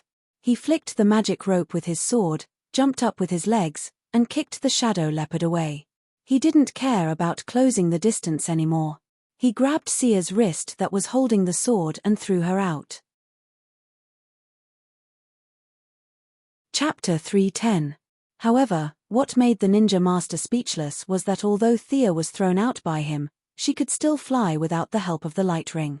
Thea made a 360-degree turn in the air, and the long sword in her hand slashed diagonally at his wrist. Clang!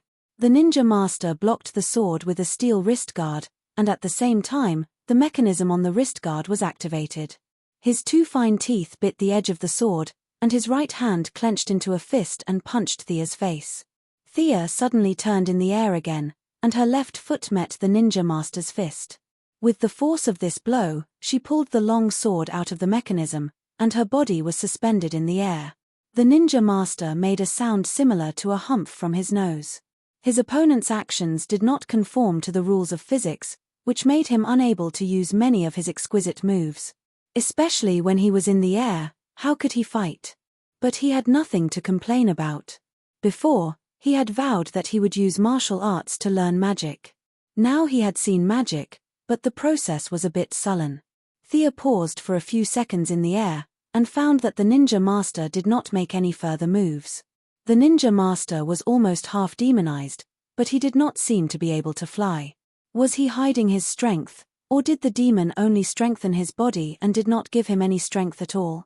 If there was no accident, it should be the latter. If he dared to make a deal with the demon, he should have the awareness now. Thea respected him, but she did not sympathize with him. In the past 800 years, many families had been destroyed because of his existence. His soul was more or less contaminated with the demon's nature. Thea just wanted to use this old man to test her new move. With a smile on her face, she raised her hand and cast the dark magic she was most familiar with. A large cloud of black fog covered an area of 100 meters. Want to sneak attack? I have trained thousands of assassins. Young man, you are using the wrong method. The Ninja Master did not panic. He was not boasting. He must have figured out how to sneak attack and how to prevent sneak attack. Of course, Thea would not be so naive as to think that the enemy would be caught off guard. She had been referring to the charm witch's teleportation over the past few days, and combined it with her own magical theories. She had come up with a new trick. In this black fog, Thea could teleport herself to any place with magic at any time, using magic to teleport and martial arts to attack the enemy. This was also the first time she tried to combine martial arts and magic. The charming witch herself had no fighting experience. She only knew how to grab, knock, and scratch. Thea's level of martial arts and her vision for finding the enemy's flaws were much higher than hers. With the combination of the two, the ninja master, who was skilled in martial arts, was quickly beaten to a pulp. Is this also magic? Amazing. The ninja master was a little flustered at first, but he soon calmed down and methodically dealt with Thea's attack. His reaction was extremely fast. Thea continuously changed her position, alternating between real and fake movements, but she didn't cause any damage to him.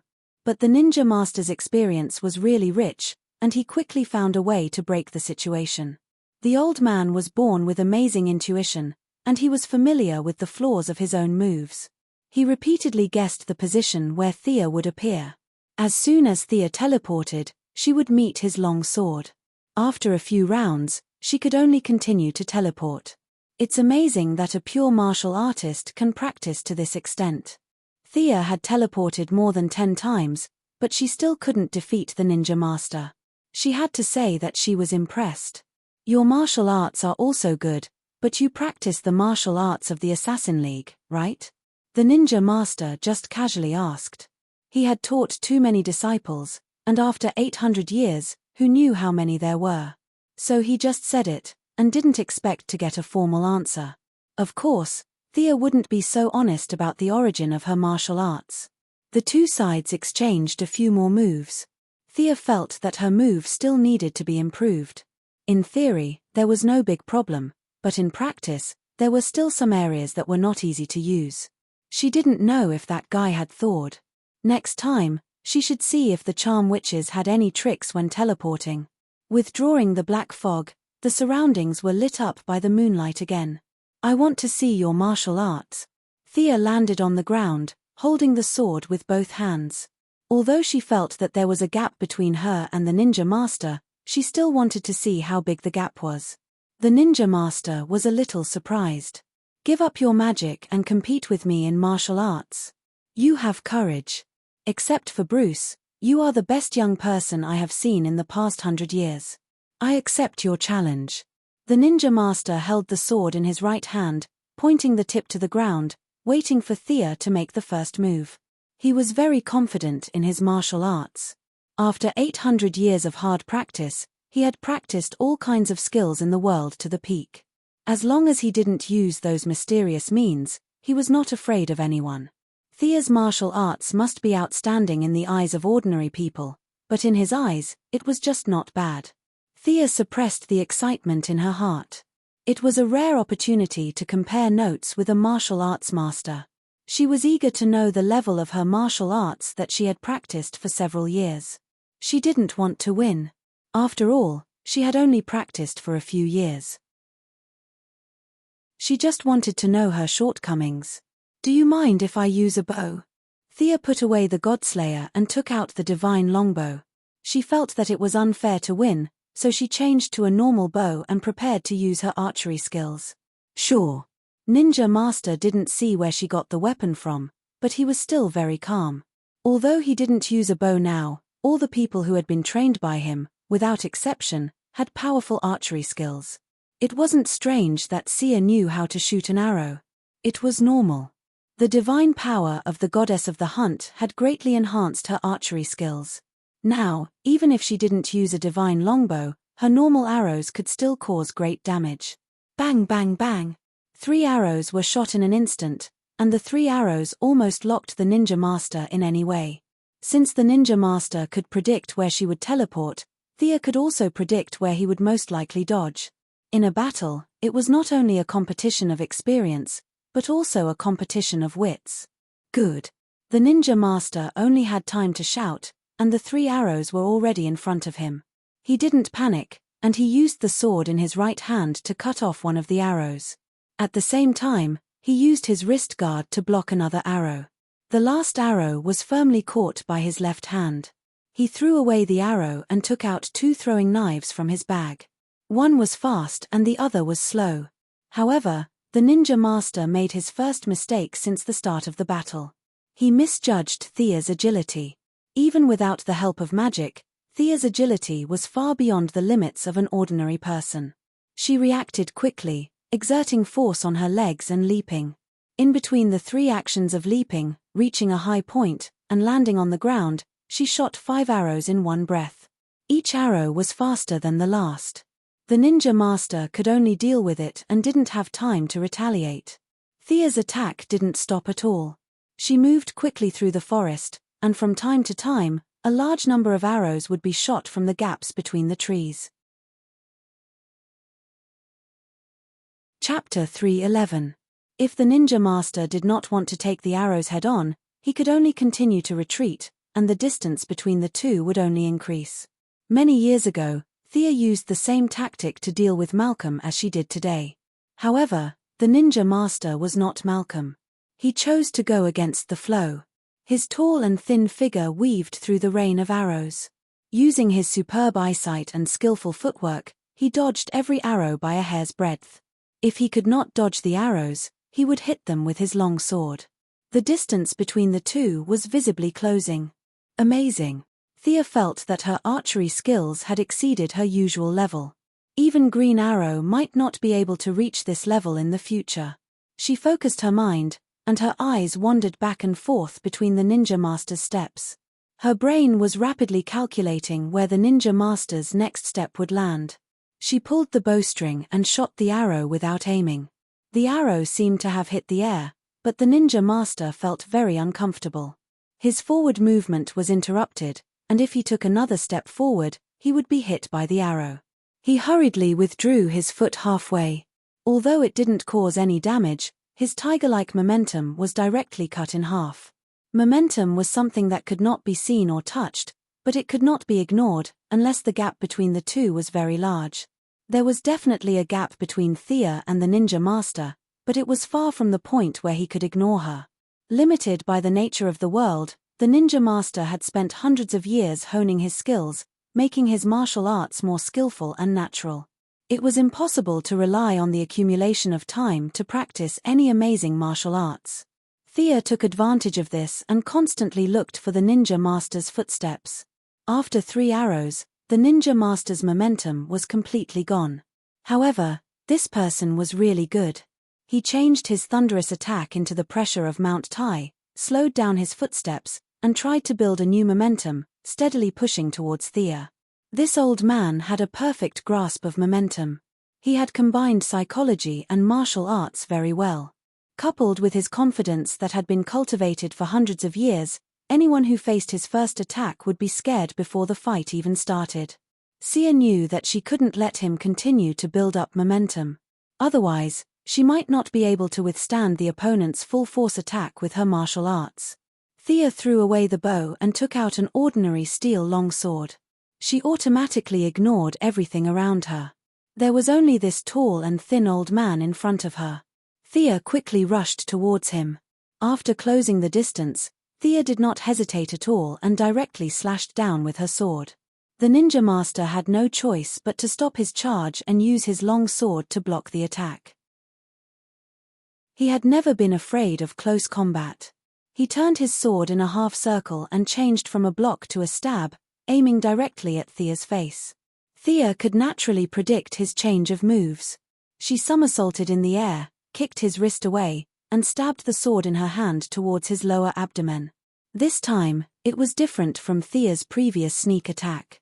The two of them were fighting with real martial arts, and their moves were very fast. Thea consecutively switched between 3 different sword styles, while Ninja Master's sword style was probably self-created.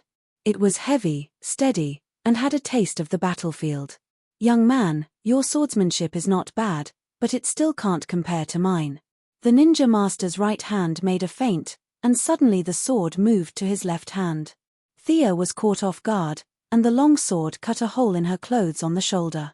Although the two of them did not mention the fight, they both knew that it was more of an exchange of pointers. It was impossible for this kind of ordinary steel sword to hurt Thea, but the fact that her clothes were cut still indicated a lot of things.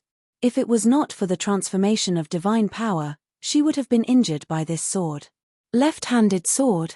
Thea was a little surprised when she saw it, but that was all. Modern society was not like ancient times where warriors fought every day. There were too many ways to attack. Would it be okay to hold a pistol in the left hand? For Thea herself, casting spells with her left hand was more important. She had never practiced using a sword with her left hand, so it was not very useful. But in order to continue the exchange of pointers with this old man, Thea had to be careful of his unpredictable swordsmanship. If she was hit 17 or 18 times, she would not be injured, but it would be embarrassing. She took out a small round shield from the space ring and held it in her left hand. That's right. This was a 100% modern replica of Diana's shield. When the two of them were together, they didn't do it every day. Occasionally, they would exchange martial arts skills. This sword and shield combination was Diana's best martial arts skill. A shield. The ninja master's eyes lit up instantly. He was active in the late period of cold weapons, and in the early period of matchlock guns. Antiques like shields had long been retired from the list of weapons. Now that he saw Thea take out such a simple round shield, his curiosity instantly emerged. He calmly slowed down his attack, wanting to see what was so ingenious about her combination of sword and shield. Thea was influenced by Diana. At first, she just casually learned a few moves for fun, but her fighting skills were there for all to see. In addition, when the ninja master deliberately stepped back, she still danced vigorously. At first, the ninja master thought that Thea was only using it to defend against his left hand, but he soon realized that her sword and shield were very well coordinated.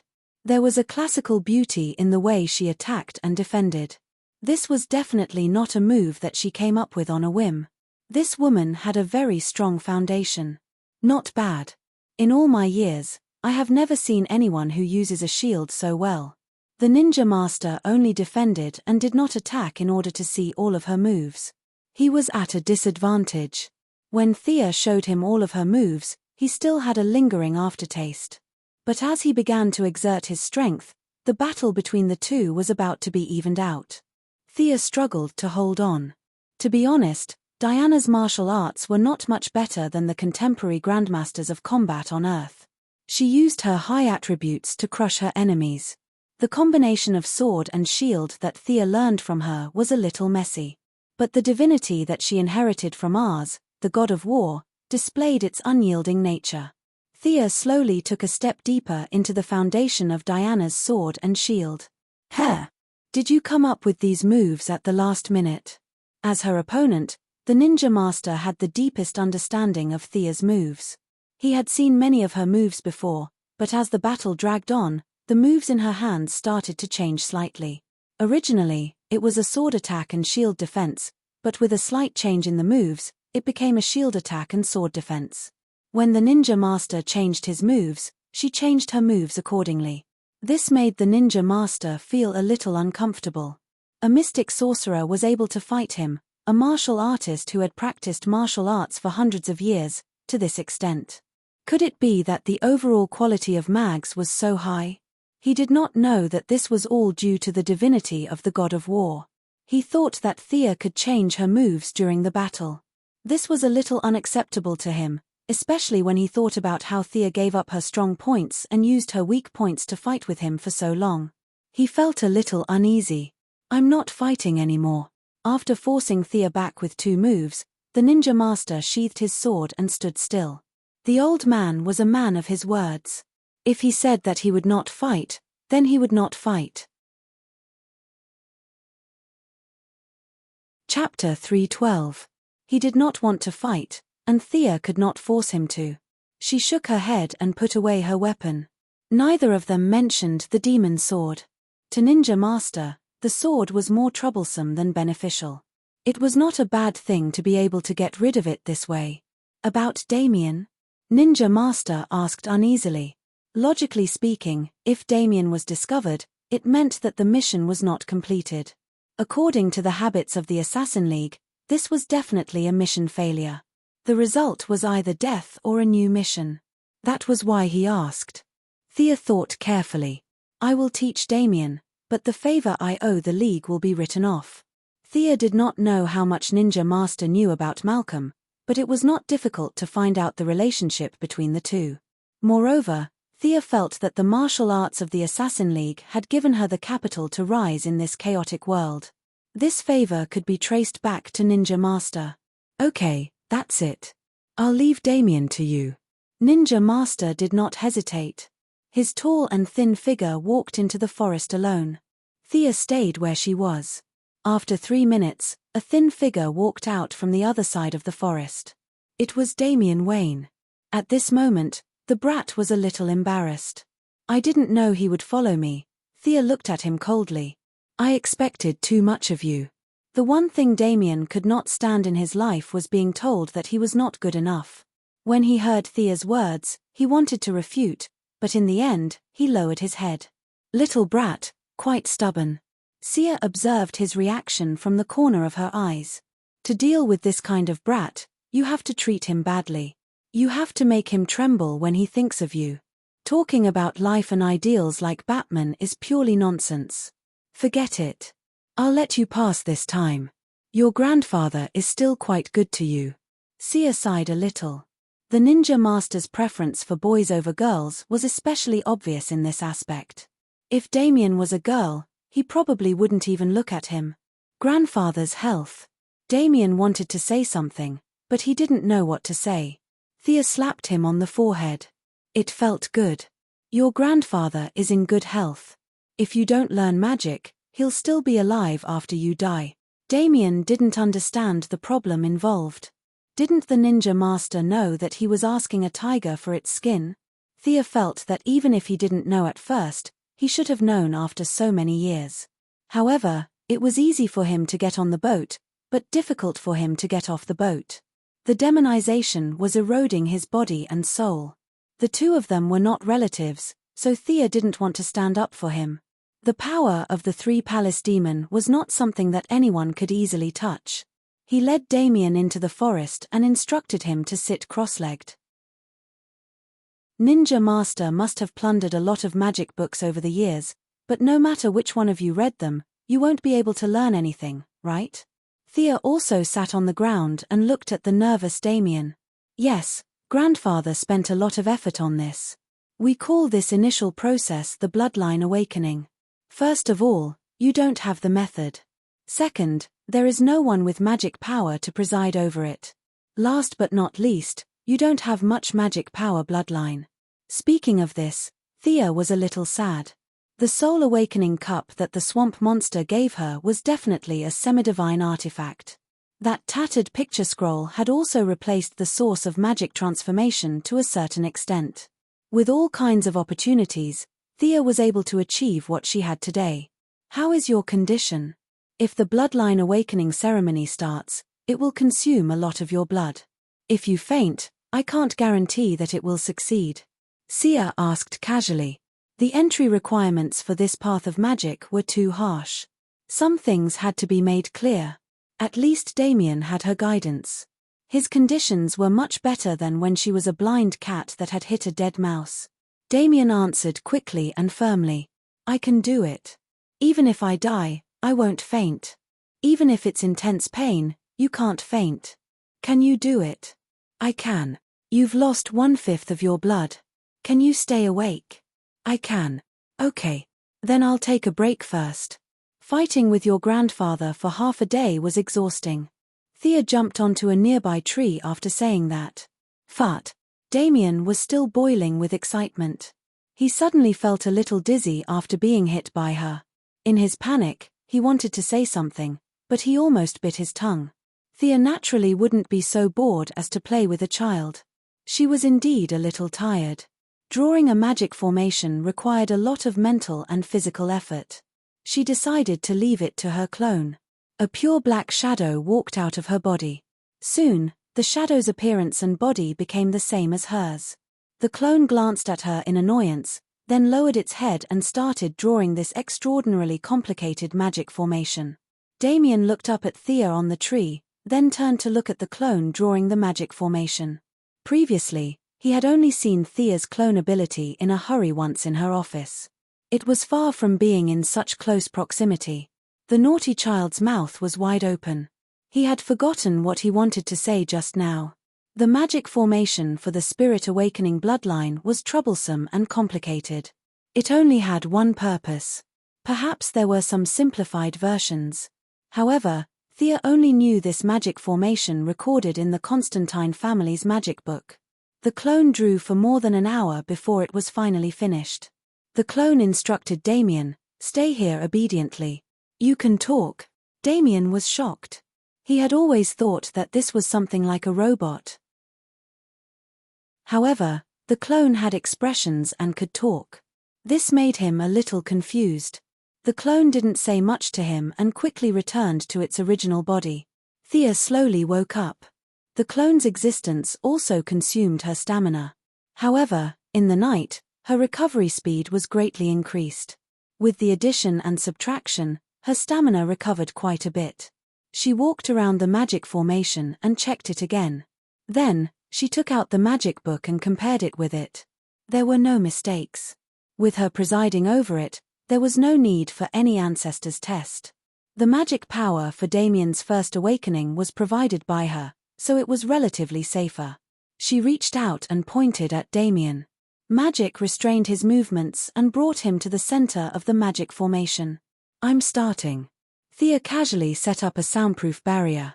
If someone passed by and heard him shouting and thought that she was abusing a child, that would be ridiculous. Damien didn't care whether she could see him or not. He clenched his fists and nodded heavily. This magic was very simple. Many of the syllables could only be uttered by curling the tongue. Thea's expression was unusually serious. She chanted the incantation with her hand gestures. Her voice constantly spread through the air in the forest. Before the old echoes disappeared, new sounds rang out again. Under the rise and fall, some kind of resonance was formed. The forest was filled with an indescribable rhythm. Fortunately, this was not a battle.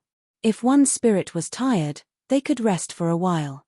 Thea rested for a total of 3 times before she finally completed the magic. She pointed her finger at a certain spot in the magic formation. The whole magic formation seemed to have activated some kind of mechanism and gradually lit up. Chapter 313. Damien originally wanted to act calm and let this woman see his manliness, but he underestimated the power of this spell and overestimated the limits of his 6-year-old body. There seemed to be something wriggling in his blood vessels, itching terribly. It felt like there was a sharp knife squeezing between his bones and skin, bringing him severe pain. 2 extreme feelings were constantly attacking his central nervous system. He only held on for less than a minute before he saw double, and there was a roar in his ears. He had received some basic training in the Assassin League, so he knew that there was nothing in front of him, and there was no loud noise in his ears. This was all because his brain could not process too much information in a short period of time, causing visual and auditory difficulties. He closed his eyes and tried to block out the noise around him, recalling the method taught by the ninja master, and tried to concentrate on what was in front of him. "Call me if you can't hold on." Damien closed his eyes and vaguely heard Thea's voice. Afraid that he was hallucinating, he opened one eye and saw that Thea was quickly flipping through a thick book with a black cover. As if feeling his gaze, Thea waved her hand. "This girl. Has she never done this before? The so-called bloodline activation, she has never tried it on anyone, right? Is she using me as a test subject?" Damien looked at Thea's serious expression and could not help but have a similar guess. Of course, it was Thea's first time casting this spell. After all, it was hard to find a person with a bloodline in modern society. Damien's talent could be said to be barely enough. If someone helped him, he would be able to enter the door. If no one helped him, he would be old enough to be a warrior. His talent was not as good, and the effect of the magic circle drawn by Thea was too strong.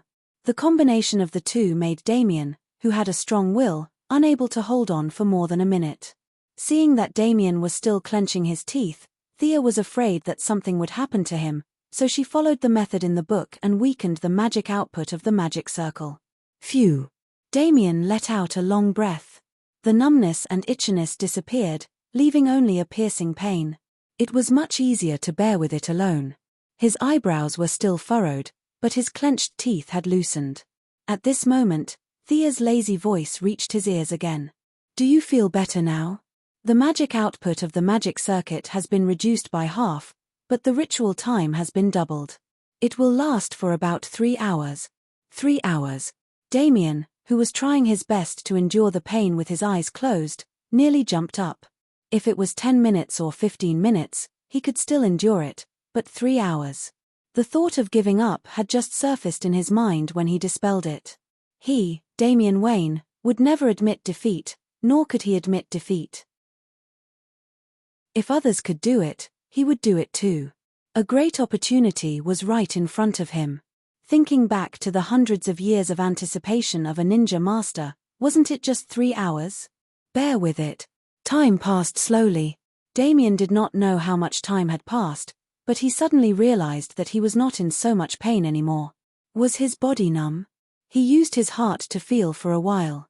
This was one of the factors, but more importantly, his physical fitness had become stronger.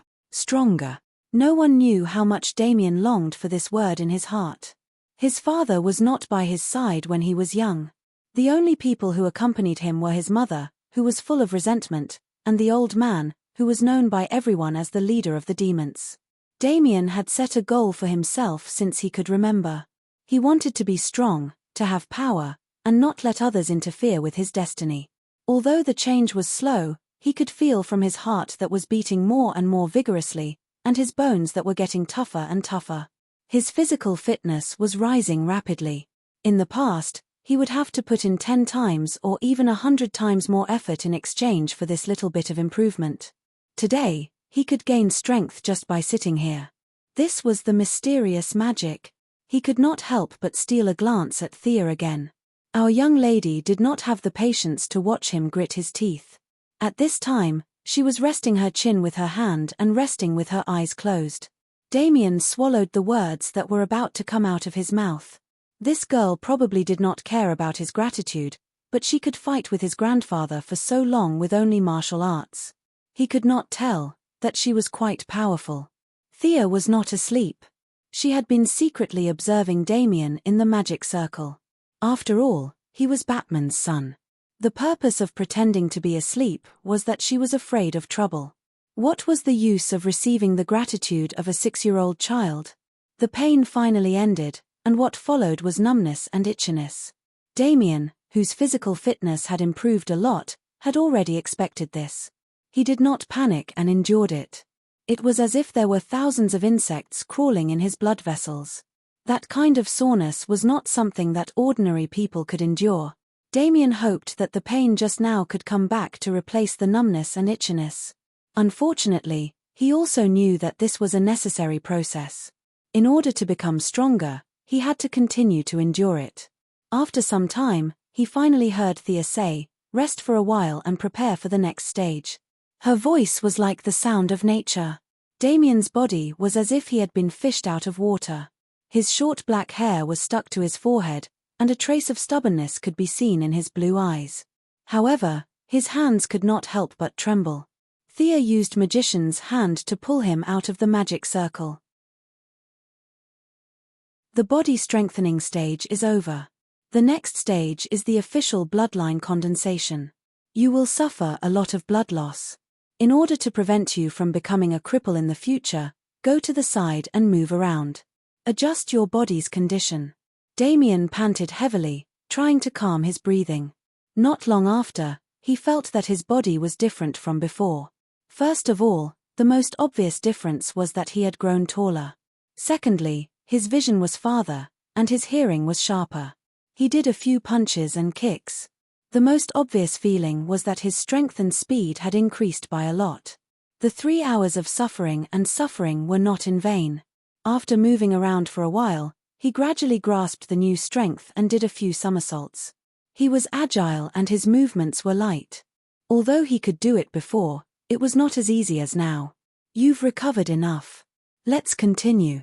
After getting his consent, Thea put him back into the magic circle again and began the second stage, which was also the most critical stage of bloodline purification. The magic circle was light black before, but now it was light red. At first, Damien did not feel anything different, but soon a wave of weakness came over him. As someone who understood the structure of the human body, he knew that this was Thea's so-called bloodline purification period. A large amount of blood was artificially consumed, and the magic circle could help him extract the most essential part of the blood. This was the beginning of the path of mystery. Unlike the previous stage, where he had to grit his teeth and endure, Damien now had to deal with endless weakness. His face was getting paler and paler, and his blood was flowing out rapidly. He had to try his best to stay awake and not pass out because of excessive blood loss.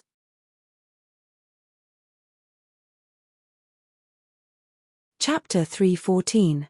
What can I do to help? Seeing Damien's pale little face, Batman, who didn't want to show his face, came out from behind the tree. Impossible. This is the most critical step for him. The bloodline can't be faked. If you give him a blood transfusion now, it will definitely alleviate his symptoms, but I can't guarantee what will happen after the bloodline is purified.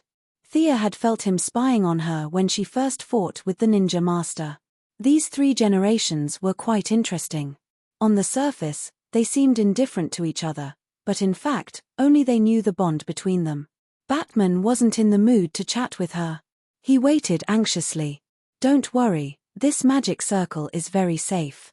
Damien is still young. In theory, the younger the bloodline is purified, the higher his future achievements will be. I'm also watching over him. To be honest, this kid's luck is much better than mine. I didn't have anyone to watch over him back then. He had to rely on himself for everything. Your son is already very lucky, Thea said, half comforting and half reminding. Sure enough, Batman's face looked a lot better when he heard that Damien's future achievements would be higher. Although he was against supernatural forces, he neither supported nor opposed his son's path. As for Thea's so-called relying on oneself for everything, he could understand. Batman didn't know how much Thea had suffered in order to gain power, but it must have been very difficult and dangerous. Now that Damien had reached this step with almost no effort, it could be said that his identity had played a very important role. He really couldn't blame anyone for not seizing the opportunity in front of him. Batman stood silently to the side and watched the results. He looked like a parent waiting for his child to take an exam. The purification process was very fast. It was over in less than 10 minutes. The light of the magic circle dimmed. Damien looked at Thea with lifeless eyes. He didn't have the strength to speak, but the meaning in his eyes was very clear. Was it done? Thea scanned Damien's body with her psychic power. Damien's body was so weak that a gust of wind could blow him away, but he had taken the most important step in his life. He already had a faint trace of magic. Congratulations, the effect is good. Phew. Damien exhaled a mouthful of turbid air. Unable to hold on any longer, he fell to the ground and fainted. Seeing Batman's eager expression, Thea knew that she had nothing else to do. Take him home and have him rest. 3 days later, let him come here to find me to officially start learning. After returning to her residence, Thea took out the demon's sword. She ignored the malice coming from the sword and examined it carefully. It had to be said that the demon's smithing skills were slightly better than the gods'. Perhaps it was because the original purpose of this sword was different. This sword was filled with madness, bloodthirst, savagery, and other emotions. Those with weak willpower would not be able to use this demonic sword. The divine sword, which had lower attributes than the demonic sword, could be used without restriction. From this point of view, it was not easy to judge which one was better. Thea didn't care about exploring the depths of human nature with her magic sword and divine sword. In a way, she was very similar to Damien. She only wanted to obtain power. She took out the Isis talisman that the dark-skinned woman gave her that day, aimed at the damaged part of the talisman, and stabbed it with the sword. A large amount of pure magic power was transmitted into her body through the sword. Thea didn't absorb it directly, but transferred most of it into the unicorn tattoo. During the 2 trips back and forth, the sudden increase and decrease in magic power caused great damage to the unicorn tattoo. In order not to affect Thea's combat power, Art has suffered the backlash of the huge drop in magic power alone. She hadn't recovered in the past 2 years. It wasn't until Thea had transmitted nearly 50% of her magic power that Arthur's voice came out intermittently. Her voice was no longer that of a young and beautiful girl, but more like a cute baby's voice. That's enough. You can absorb the rest. Thea began to use the magic power to improve herself. After several transformations by divine power, her body had already exceeded the range of bloodline purification. All the organs in her body had turned golden, and there was a trickle in her blood that was invisible to the naked eye. It was as if there was a light blue circulatory system in addition to the blood circulation. This light blue liquid was her magic power. Now, the magic power in the Isis talisman had injected new content into this small river. The color was gradually deepening, and the total amount was rapidly increasing. There seemed to be a glimmer in the river, which was a sign that the magic power was about to be filled. Thea stopped absorbing and pulled out her sword. She first observed the talisman. The surface of the talisman was even more broken. Although there was a possibility of error, the talisman could still let her absorb it 3 or 4 times. About 5 or 6 years of magic power. Thea casually cast a few spells. She was still very experienced in the sudden increase in magic power. She could adapt to the increase in magic power for 100 years. This time, it was only 5 or 6 years, so it wouldn't affect her at all. The magic power of the talisman was really abundant. She believed that any mortal who put on the talisman could become a peerless mage. But whether this person would still be the same person after that, only God knew. For the first time, most of the magic power was transferred to an unknown corner by the magic sword. Thea thought that most of it was absorbed by the demons. This was also within her expectations. She was even happy to see this. If that crazy woman Isis wanted to find trouble, she would first find the demons in the 3 palaces. Thinking about that scene, it was really beautiful. In the remaining small part, Thea gave a part to the unicorn, and the rest belonged to her. Even such a small part was equivalent to her 5 or 6 years of accumulation. She had to admit that the total amount of magic power in the talisman was really powerful. Thea nervously summoned the unicorn. The response was very fast, and the unicorn that she hadn't seen for a long time finally came to her side again. The tall horse of the past was gone, and the wings on its ribs were also gone. But it was not as big as the palm of her hand when she first summoned it. Now the unicorn was about the size of a 2-year-old colt if its horn was ignored. It was cuter when it was young. Thea laughed and played with the unicorn for a while. Then she sent it back to the space to rest. Next time, there was no need to fill its deficit. All the magic power was used to improve Thea's body. Even the unicorn could grow into an adult, and Thea could use the combination skill again. The strength of the ring was too idealistic. To be honest, Thea didn't like it. When it thought that it was strong, it was really strong. When its confidence was damaged, it would immediately wither. This was a bit unreliable for Thea, who seriously lacked a sense of security. What she needed was a practical and reliable power that could be controlled by herself. 3 days later, Thea waited for the unicorn to completely recover before she began the second absorption. The total amount of magic power she could store per unit of time also increased. This time, she had absorbed about 10 years' worth of magic power. The color of the magic power had transitioned from light blue to light blue. All in all, Thea now had almost 30 years' worth of total mana. Even in the glorious era of magic, this level of mana would be considered average. At the very least, it would be reasonable for her to be called a certain mage, and no one would criticize her for it. Chapter 3:15. That evening, Thea arrived at the grove on time. Sure enough, Damien had been eagerly waiting for her for a long time. "Today, I'll officially start teaching you." Thea paused. She had been busy for several days and really didn't think about what to teach Damien. She had never been a teacher, so she didn't even think about how to teach him. Is there anything in particular that you want to learn? Thea pondered. She would first ask clearly and teach him what he was most interested in. When you were fighting with grandfather that day, you moved left and right in a cloud of black fog. I really want to learn that move. Damien seemed to have thought about this problem and said hurriedly, "This brat has good taste. Is he also planning to walk the path of magic and martial arts?" Thea secretly thought, but this spell was indeed very suitable for him. It didn't have high magic requirements, but it had a much higher requirement for speed and reflexes. At least until Thea figured out the principle of Charm Witch's teleportation, she could only rely on her own high reflexes to make up for the lack of magic operation skills. Of course, I'll teach you the magic part. As for the martial arts part, Thea meant that he had a lot of martial arts masters in his family, so he didn't need her to teach him, right? Damien had dealt with her a few times and understood the general mentality of this woman.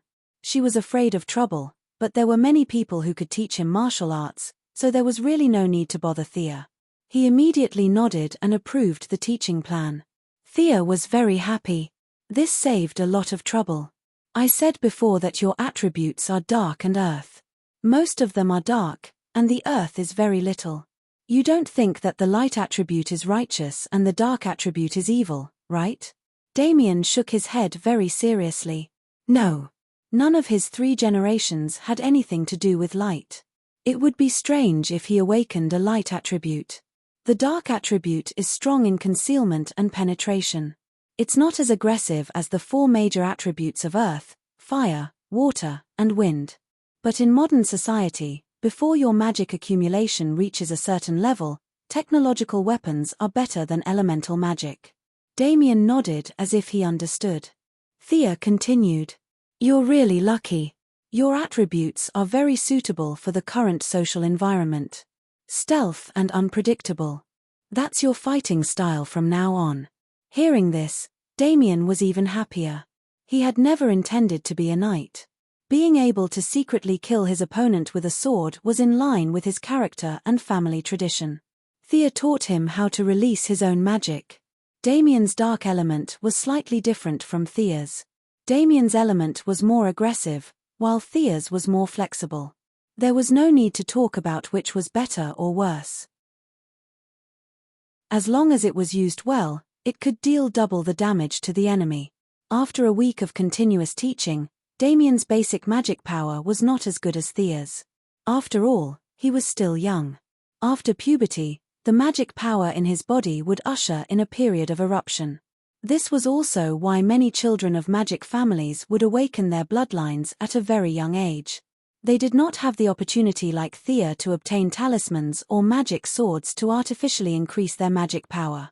What they did was to awaken their bloodlines at a young age and wait for the explosion of magic power during puberty. Although there was a certain risk, compared to the growth of magic power in adulthood, this risk was bearable. By now, Damien could already cast dark magic. Of course, in terms of the range and the density of the smoke, it was far from Seer's. But the naughty kid was still so happy that he couldn't tell north from south. Take it, Thea said as she threw him a pitch-black long sword. This was the sword of Osriel that was seized in Gotham. It had been used for a period of time. As the sword did not have a magic circle carved on it, it could only be considered a semi-finished product. Considering that this was Thea's first disciple and it was of great significance, Thea worked with Diana over the weekend to draw the magic circle of the original Black Mist dagger onto this long sword. Diana could participate in the production of Batman's Hellbat armor in the future. According to the game, her secondary profession was enchantment forger. In this era, materials were scarce and could not be created. However, it was not a problem to create a long sword according to the drawings. This is. Little Damien took the sword and found that it was a little long for him to use. However, it would be just right when he reached adulthood. He was not stupid and asked in disbelief. It's for you. The sword is very sharp. Don't cut yourself when you swing it. A dark spell circle is carved on the sword. You need to use your own magic power to guide it. It can be cast once a day. Sia said casually, as if what she was giving away was not a magical weapon, but a wooden sword and saber that could be bought on the street for $50. Damien's nose twitched a little. He turned his little face to the side and said in a low voice, "Thank you." Thea pretended not to hear. Both of them were not very good at expressing their feelings. Just like that, they began their exclusive lessons. There was a theory lesson every 3 days and a combat lesson every 5 days. However, in less than half a month, Thea could not take it anymore. She dragged Damien to Batman, who was beating up criminals in Gotham.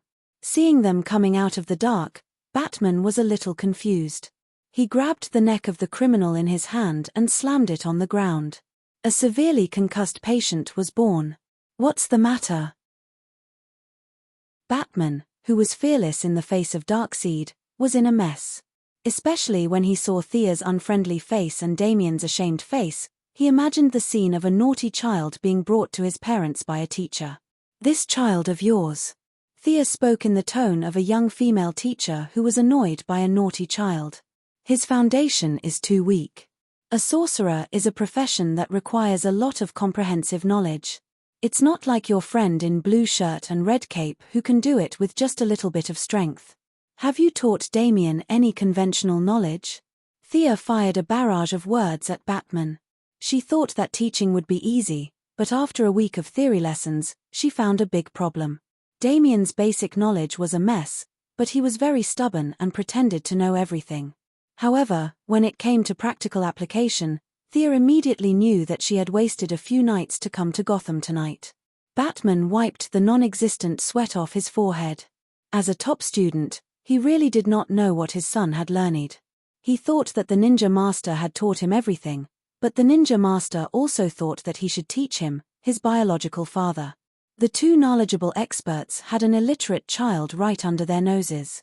This made Batman feel a little embarrassed. "I will work hard to learn." Damien felt that he was losing confidence as he spoke. He secretly glanced at Thea and Batman before lowering his head. "This book. Let him know all the words. Bruce, I'm not asking for much, right?" Thea handed a thin book to Batman. Chapter 316. Batman did not even look at what was in his hand. When he heard that it was just basic literacy, he did not have the courage to refute. He was extremely ashamed and quickly nodded. No problem, leave it to me. I don't expect Damien to have high overall qualities, but he still needs to master basic mathematics, common sense science, and Latin. My standards have been lowered again and again. I really don't want to make things difficult for you." Thea was still talking non-stop when Batman quickly interrupted her. "Don't worry, I'll work hard to teach him these few days. I'll definitely teach him, I promise." Only when Thea flew away did Batman breathe a sigh of relief. He took off his hood and his face was as black as the bottom of a pot. After hesitating for 3 seconds, he decided to let the criminals of Gotham have a few more days of fun. He needed to go back and get a feel for his son's knowledge structure. After casually testing a few questions, he realized that it was no wonder Thea was angry. This child's foundation was not bad, he had no foundation at all. This was too much. Although Damien was not even 7 years old, Batman had already self-taught a lot of knowledge at this age. Damien looked very serious and smart, but he was actually completely illiterate. The knowledgeable Batman could not stand it. He ordered his butler, Fu, to prepare supper. He would not sleep tonight. He had to let this child master the basics first. Thea's request to master the basics of reading and writing, as well as knowing addition, subtraction, multiplication, and division. How could the son of the great Bruce Wayne know addition and subtraction within 10? He could not afford to embarrass himself. He rummaged through the cabinets and found a textbook that was similar to a junior high school level. He instructed Damien that he had to understand it tonight or he could not sleep. Damien also inherited his desire to excel. Without hesitation, he picked up the book and started reading. Thea threw the task of eliminating illiteracy to Batman and returned to Star City alone. After a few days of continuous absorption, the talisman of Isis finally shattered and turned into ashes. However, its destruction was still valuable. Thea had absorbed more than 30 years' worth of pure magic from the talisman. Combined with her original magic, it was less than 50 years' worth of magic. There was still a gap between him and Horus back then, but he more or less had the ability to protect himself. During the weekend, he had another big battle with Diana. Although he was still no match for Diana in terms of overall strength, it was no longer that strenuous. The matter of Central City's cutting-edge laboratory was still in the planning stage. In the original storyline, after Jared awakened, he caused a ruckus in the laboratory and attracted Reverse Lightning's attention. In order to hide Jared's existence, Reverse Lightning parted ways with the military. This event was what Thea was currently looking forward to. She would lure Reverse Lightning away and divert the attention of the laboratory so that she could enter the secret room and obtain the source code of the artificial intelligence. While everything was proceeding in an orderly manner, Thea saw off a so-called famous architect in the reception room. Holding the drawing that the expert had left for her, she rubbed her temples. The land in the metropolis had already been bought. In terms of the design plan, several of his subordinates had unanimously recommended this new designer. It was said that this person had designed many landmark buildings. Does this look funny? Thea looked at the architectural drawing in her hand and was a little speechless. Is this logo encouraging everyone to recharge? The drawing on the drawing was extremely complicated. Thea was not Batman, she did not understand architecture and did not have that much knowledge. However, she could still see the shape of the building. The entire building would form a large Q letter on the ground, representing the surname Quinn. Originally, this was not a big deal. However, there was another building in the metropolis. The building was in the shape of an L, which was the headquarters of Lex Luthor's group. A Q and an L, it was no surprise that this would be the landmark building of the metropolis in the future. Thea did not want the Q to have another surname, Merlin, and the initial letter M. After all, this was not the headquarters of McDonald's. It was not appropriate to have an M. She immediately made the decision and decided on the Q building. Just as Thea finished sorting out the various situations of the group and was preparing to rest for 2 days, trouble came to her. The assistant handed her a phone. It's the Pentagon. What's the matter? The voice on the other end of the phone was Superman's future father-in-law, General Ryan. The old man did not waste time with her and urgently asked her to come to the Department of National Defense. It was definitely not suitable to fly there in the daytime.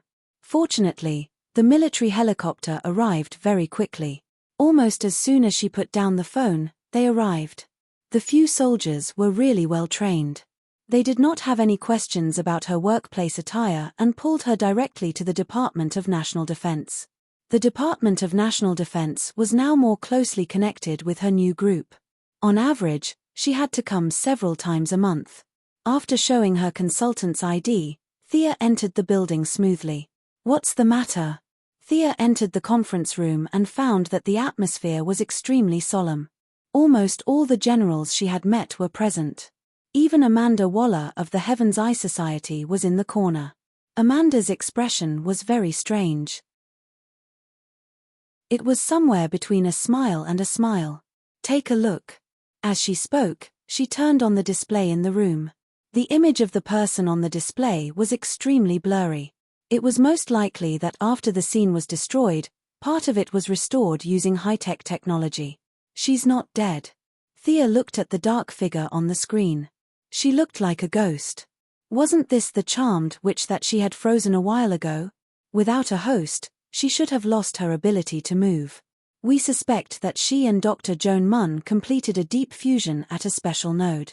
In other words, Dr. Joan Munn has betrayed us. Amanda's expression was calm. It was as if she was not talking about her subordinates, but an unrelated passerby. You want me to take her down? Where is she? Now that Thea had enough magic power, she was no longer afraid of the charmed witch. Although it was only a brief glimpse on the screen, she could tell that the fusion between the charmed witch and Joan Munn was forced. The female doctor did not have any magic power at all. It would only greatly reduce her power. Don't worry. There's more. She has an accomplice. Amanda said and clicked on another video. A handsome young officer appeared in the video. He opened the door of the freezer and released the charmed witch. This person is called Rick Flegg. He can use all modern technology skillfully. He's an elite warrior of the Heaven's Eye Society and also Dr. Joan Munn's lover. It's not clear if he loves his lover or is controlled by magic. Watch the next part.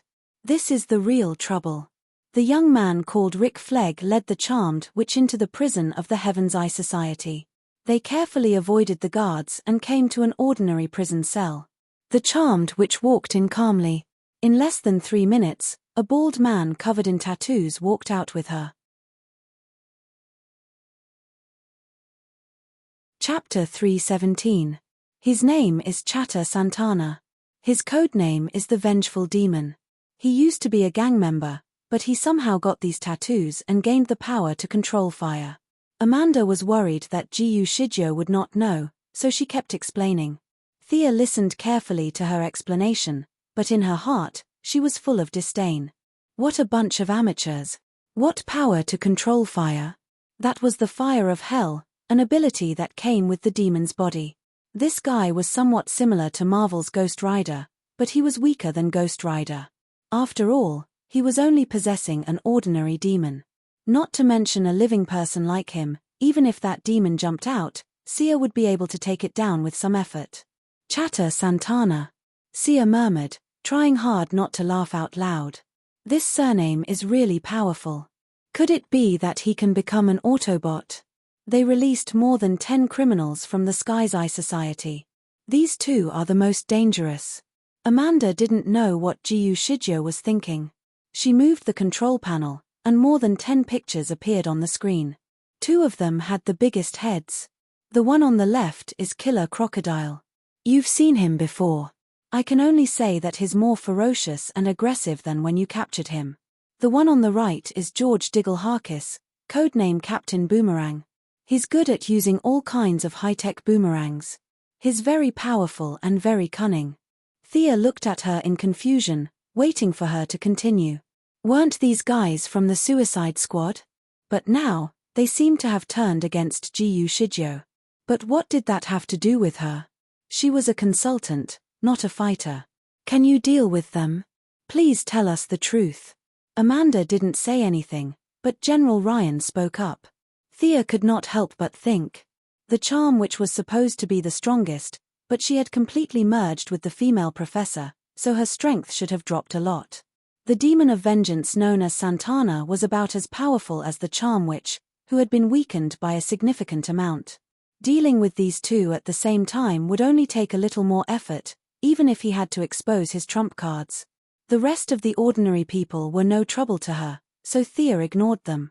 However, being able to do it was one thing, and talking to this group of people was another. Did she have nothing better to do? Was she going to work for them?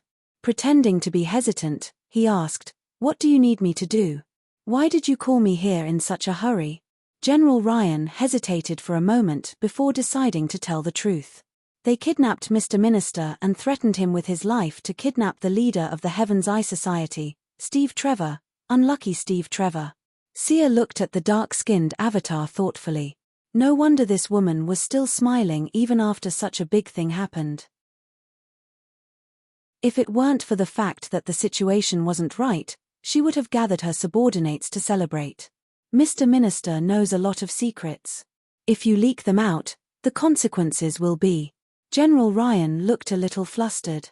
This old man was as stubborn as a rock, but in general, he was still very patriotic. Mr. General, forgive me for telling you the truth. The other party is known as the Charm Witch. You should be able to guess a lot from this name. If she wants to, the country's secrets are not guarded against her. Thea explained immediately. Leaking secrets would be troublesome, so she had to make it clear in advance. The Minister of National Defense was an old bureaucrat with a negative willpower. It was impossible to expect him to resist the Charm Witch's magic. General Ryan knew this too. He swallowed his words and said, "We beg you, please save Mr. Minister.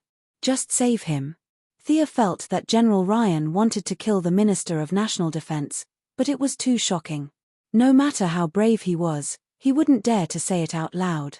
Yes, save him. Save the minister first. Avatar emphasized. It was okay if Thea couldn't save Steve Trevor. Where are they? Did the satellite detect them? Thea asked. Sir, the satellite shows that they are approaching Midway City. They are less than 30 miles away from the city in the northeast corner. A sergeant controlling the satellite didn't see Thea's military rank, but he knew that she was not an ordinary person by looking at her power. He vaguely called her sir. Wait for me, Thea said to the people in the room. Without waiting for their response, she went outside, avoided the satellite's detection orbit, and directly rose into the air. She used the Eye of Horus to look into the distance. Midway City was also one of the largest cities in the United States in this world. The size of the city was similar to Star City and Central City. In her impression, it was the territory of Eagle Man and Eagle Girl. However, at this time, Thea didn't find any trace of these two silly birds.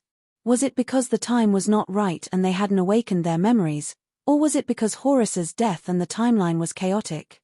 Thea didn't know. This city wasn't far from Star City. They had participated in the city's railway project. Thea had also been there several times. She found the right direction and looked in the direction. The Eye of Horus quickly collected a lot of information. Thea filtered it one by one and found the Charm Witches group 3 minutes later. There were quite a lot of them, but not only were there more than 10 criminals, Thea also saw many fully armed soldiers with guns. If she was not wrong, they were Rick Flegg's subordinates. In modern society, loyalty was too low. It was impossible to betray the country directly for the sake of their superior. These people had been brainwashed. More than 30 people were sitting in 2 trucks. Most of them looked forward with blank expressions. The respected minister was tied up like a dumpling and was still in the truck behind. The charm which was focused on reading his memory. As if she sensed Thea's spying, she stopped what she was doing and looked around nervously, but found nothing. Thea waited for the charm witch to relax and suddenly made a move. The yellow light ring had given her a lot of knowledge about space. Although it was more on the physical level, it was still very useful. Thea had begun to study teleportation after she had enough magic power. Now, she had made some progress. A light blue portal opened beside the Minister of Defense. Thea reached out a hand from behind the portal and pulled him directly into the portal. The Charm Witch's attainment in spatial magic was not low. However, her strength had been severely damaged after fusing with Joan Munn. After hesitating for a while, she was afraid that there would be an ambush. In the end, she gave up the idea of pursuing. Our minister has been rescued by me. Everyone in the meeting room was dumbfounded when they saw that she had dragged an old white man back in less than 3 minutes. Fortunately, there was no shortage of flatterers in this world. A few of them hurriedly surrounded the Minister of Defense and asked about his well-being. It was very lively and bustling. Chapter 3:18. It took the minister a long time to recover from the shock. Coming through the portal was a terrible feeling, as if a box of sardines had been stuffed into a narrow container. It was cramped, but there was a huge force pushing him from behind. If the minister could be interviewed about his feelings at that time, he would definitely say, "I want to die." Until Sia pulled him into the meeting room, his memory was blank. He had not recovered from the beginning to the end.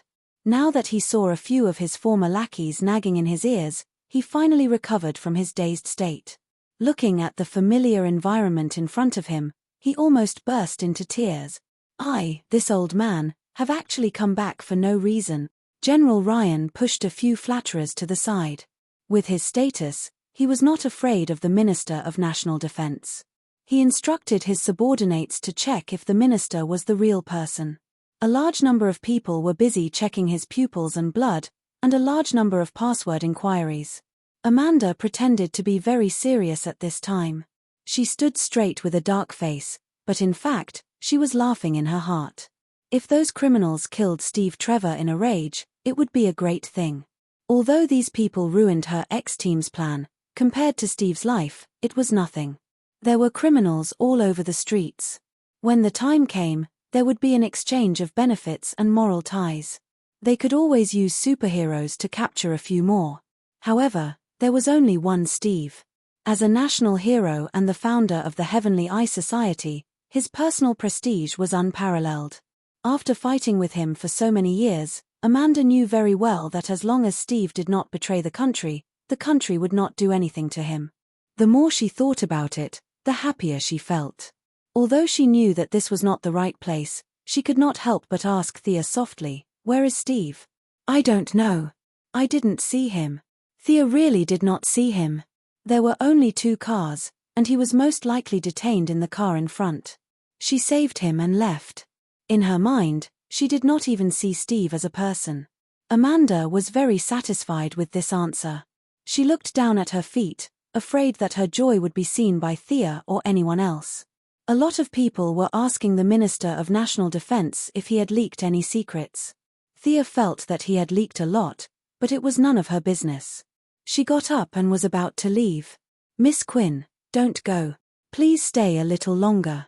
General Ryan saw that she was about to leave and hurriedly stopped her. "I still have things to do. No matter what it is, we will help you solve it."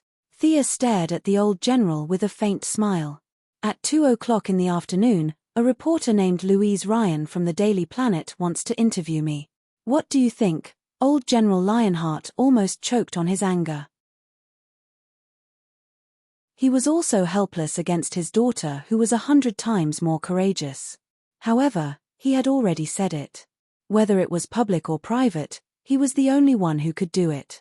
"I'll call her and explain." Old General Moo bitterly ran to the side to make a call. In fact, Thea didn't really want to leave either. Regardless of how long it would take, she was the one who saved him. He was such a high-ranking official, so she should at least get some benefits before he could leave. Compared to the Parallax Demons and ours, the Charm Witches were nothing. Even though General Lane had already walked to the side, Louise Lane's voice could still be heard through the phone. Thea could hear the voice of this famous female reporter from afar. Clark Kent had commented on his wife's article, saying that she had the spirit to compete with a fierce tiger. Reading it made one shudder.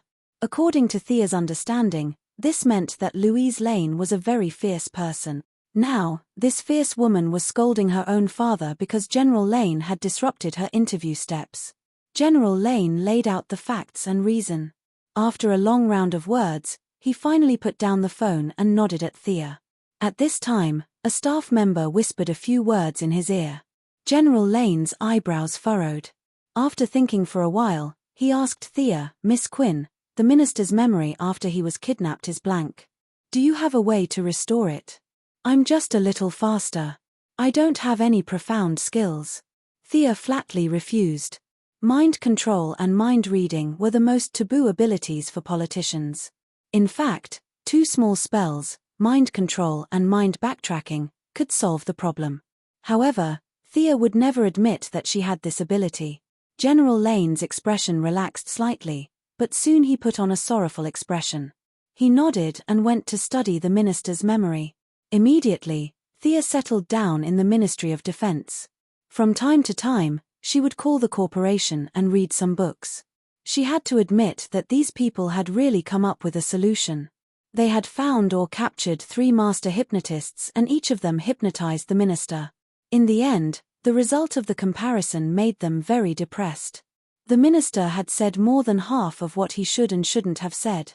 Except for the nuclear weapons, which were still under the president's control, the rest of the conventional passwords had basically been obtained by the enemy. With the elite soldier Rick Flegg leading the way, it wasn't difficult to find a few intercontinental missiles. The people who had been sucking up to the minister were now silent. If only 1/10 of the information leaked by the minister were to be spread to an ordinary person, they would be executed without trial. However, he was now the most powerful person in the room. They were a little hesitant. Should they put him under control first or report to the government first? "I'm automatically suspended.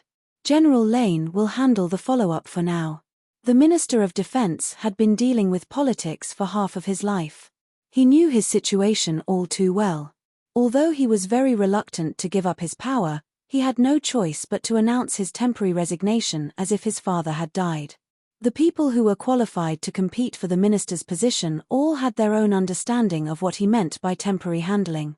When the time came, the The president would still need to decide who to nominate in private. However, this old man's career was over. If there were no major consequences, he might be able to retire peacefully. If the consequences were serious, he might not even be able to see the sun tomorrow. General Lane, who was temporarily handling the follow-up, took over the command without hesitation. He pondered for a few seconds and felt that Thea was still the main force. "Miss Lane, is there anything your new corporation needs our help with recently? Was this the negotiation of conditions?" Thea watched as they put on a show of peaceful evolution. The minister that she had saved had abdicated directly. This made her a little depressed. Damn it, she was still inexperienced. She should have negotiated conditions before saving someone. General Lane was now openly negotiating with her. In fact, it was very smart of him to do so. The new minister was still undecided. If the conditions were too high, he might not be able to take over the position. It was useless to just agree to them. If the conditions were too low, Thea would be at a disadvantage. Thea rejected several proposals one after another. After repeatedly weighing the pros and cons, she finally stated her conditions. The Lane Group is interested in the development of high-tech and new energy sources. We hope to invest in the Red House Laboratory. Chapter 319. The Red House Laboratory. It wasn't just General Ryan who was pondering. A few of the potential successors to the throne lowered their heads in thought. The Red House Laboratory had collected all the extraterrestrial technology that the United States had found from all over the world. Every year, Dr. Sareth Stone would provide them with some results in the field of civilian technology. However, the advanced weapons that they strongly requested had always been delayed. Both the Pentagon and the White House were dissatisfied with this.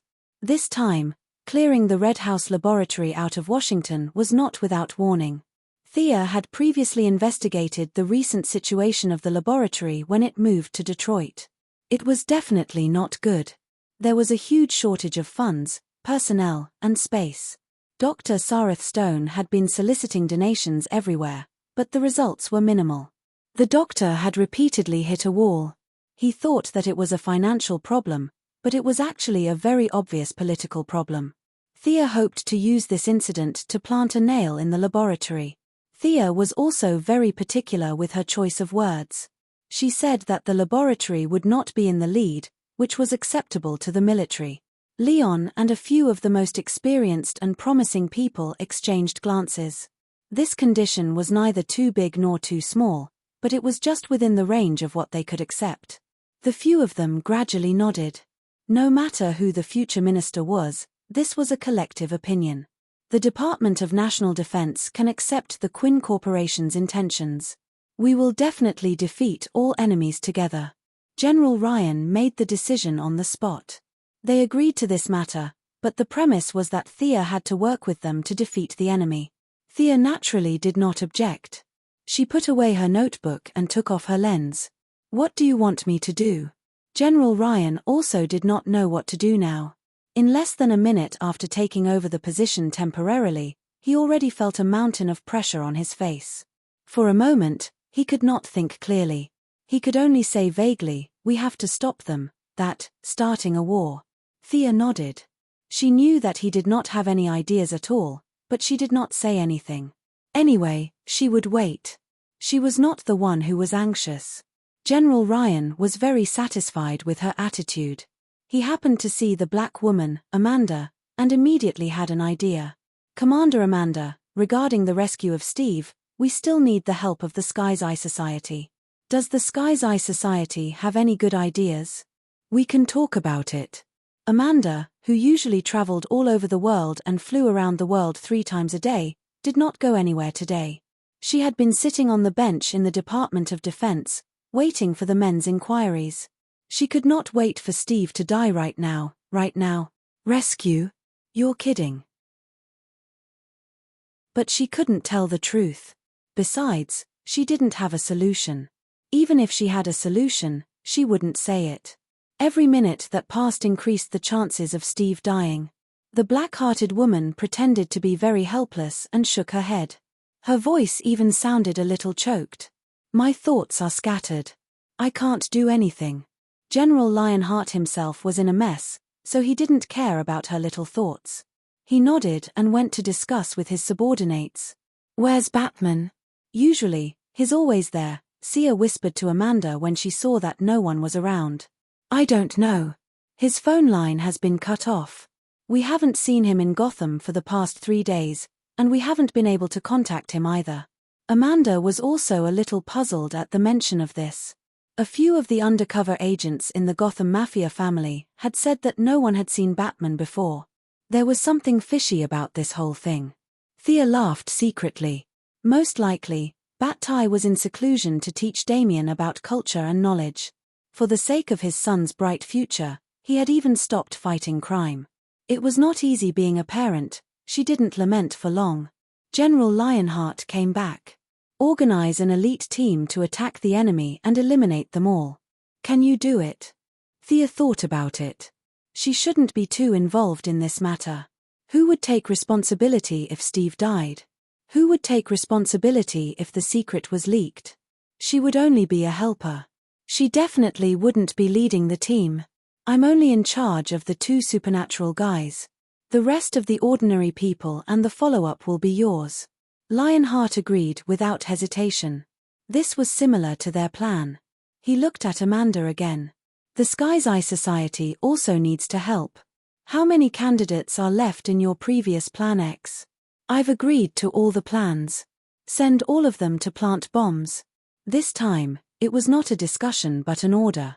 As a subordinate of the Department of Defense, Amanda had to agree. Her answer was simple. Understood, General. Since she was going to participate in the operation, she couldn't fight monsters in her office attire. Thea chose to transform into the yellow light ring. The yellow light ring did not conflict with magic. With a long cloak, she looked a little like a magician. The few parties moved quickly. Thea only waited for half an hour before she saw her teammates. She had to admit that the world was really small. There were 2 familiar faces, and the other 2 were people from her memory. The most eye-catching one was a tall man. He was 1.9 meters tall, and his body was as strong as a wall. Even standing there calmly, she could feel his murderous intent. This man was Slade Wilson, codenamed Death Knell, whom Thea had fought on Purgatory Island. He was her brother Oliver's friend and mentor. Seeing him in the Department of Defense with his eyes intact, Thea knew that without Shadow in the middle, his friendship with Oliver had not been broken. The other familiar face looked terrible. It was the clown girl who was captured by Thea in Gotham. She was controlled by the bomb planted in her body. General Lionheart gave her a brief introduction. He pointed to the 2 men on the left and introduced them. These 2 are internationally famous mercenaries. The tall one with 2 knives is Death Knell. The short one with dark skin is Death Knell. Death Knell. Thea looked at the guy who was adjusting his gun. This guy was not a criminal, but a mercenary. It was strange to think about it. The 2 women on the other side. You might have seen the clown girl before. The other one is an agent of the Heaven's Eye Society, codenamed Cartana. Sia couldn't help but look at the Yamashiro couple who were wearing a white mask and a Japanese-style armor. They were also Oliver's good friends. Looking at the date, it should be around the time that her son passed away and her husband joined the Assassin Alliance. Amanda actually sent her, who had just lost her son, out? How cold-blooded. Shouldn't she at least let her rest for a few days? Child, what do you have to make us wait for you? The first to speak was Death Knell, Slade Wilson. Thea was not wearing her red clothes today, so he did not recognize her. Child my ass. Slade was an intelligent, skilled, and magnanimous man. His only flaw was that he liked to act like a senior and called everyone a child. Thea was a little annoyed. A ninja master was more than 800 years old. It was fine for him to call Thea a young person. Who the hell were you, Slade? Chapter 320. At first, she didn't want to bother with them. She just wanted to complete her mission when she arrived. However, as soon as Richard spoke, the others all looked at Thea suspiciously. Even General Leon was staring at her. Thea knew she had to show them what she was capable of. Since you want to see, I'll let you see to your heart's content. She took out the parallax book from the void. The golden book immediately attracted everyone's attention. What is this?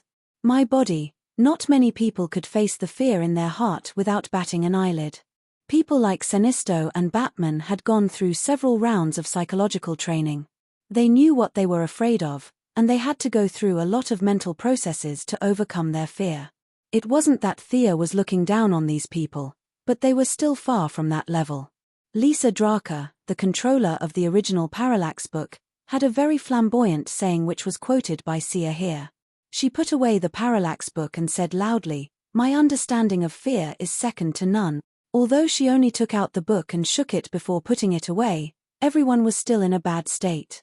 Thea couldn't help but be attracted to the ugly girl. Of course, it wasn't because of her beauty, but because she was able to resist the attack of her fear. Although her legs were trembling, she was still able to stand. One had to know that the bear-like brawny man, Slade, was half kneeling on the ground with his teeth clenched and veins popping all over his body. Was it because of the madness? That was the only answer Thea could think of. If the ugly girl could resist it, did that mean the clown was immune to fear as well? Other than the ugly girl and Richard, everyone else was lying on the ground.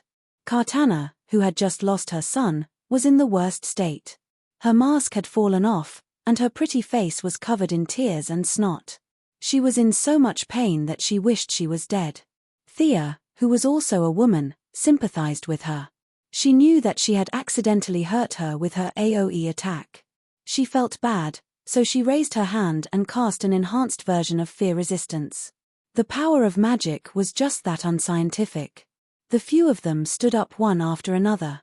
The one who was in the best condition was actually Slade.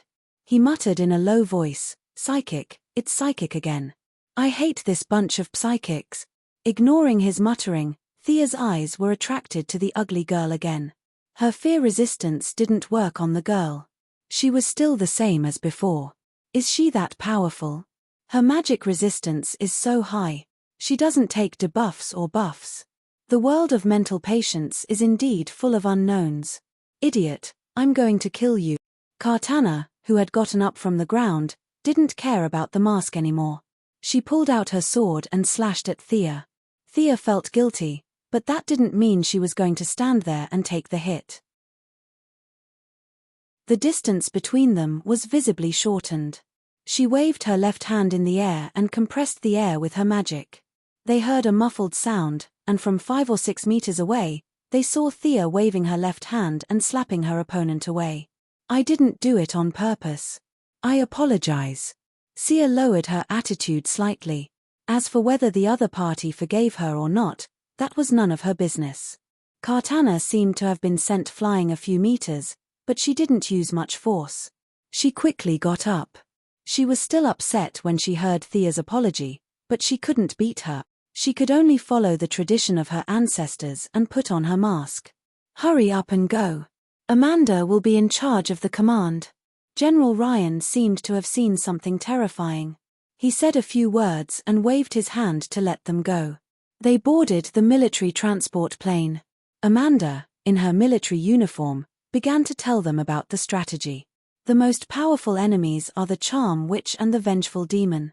Yellow Lantern is in charge of them. Amanda introduced the enemy. Yellow Lantern was a name Thea came up with casually. The other three are Rick Flegg, Captain Boomerang, and Killer Croc. Speaking of Rick Flegg, Amanda felt that it was a pity.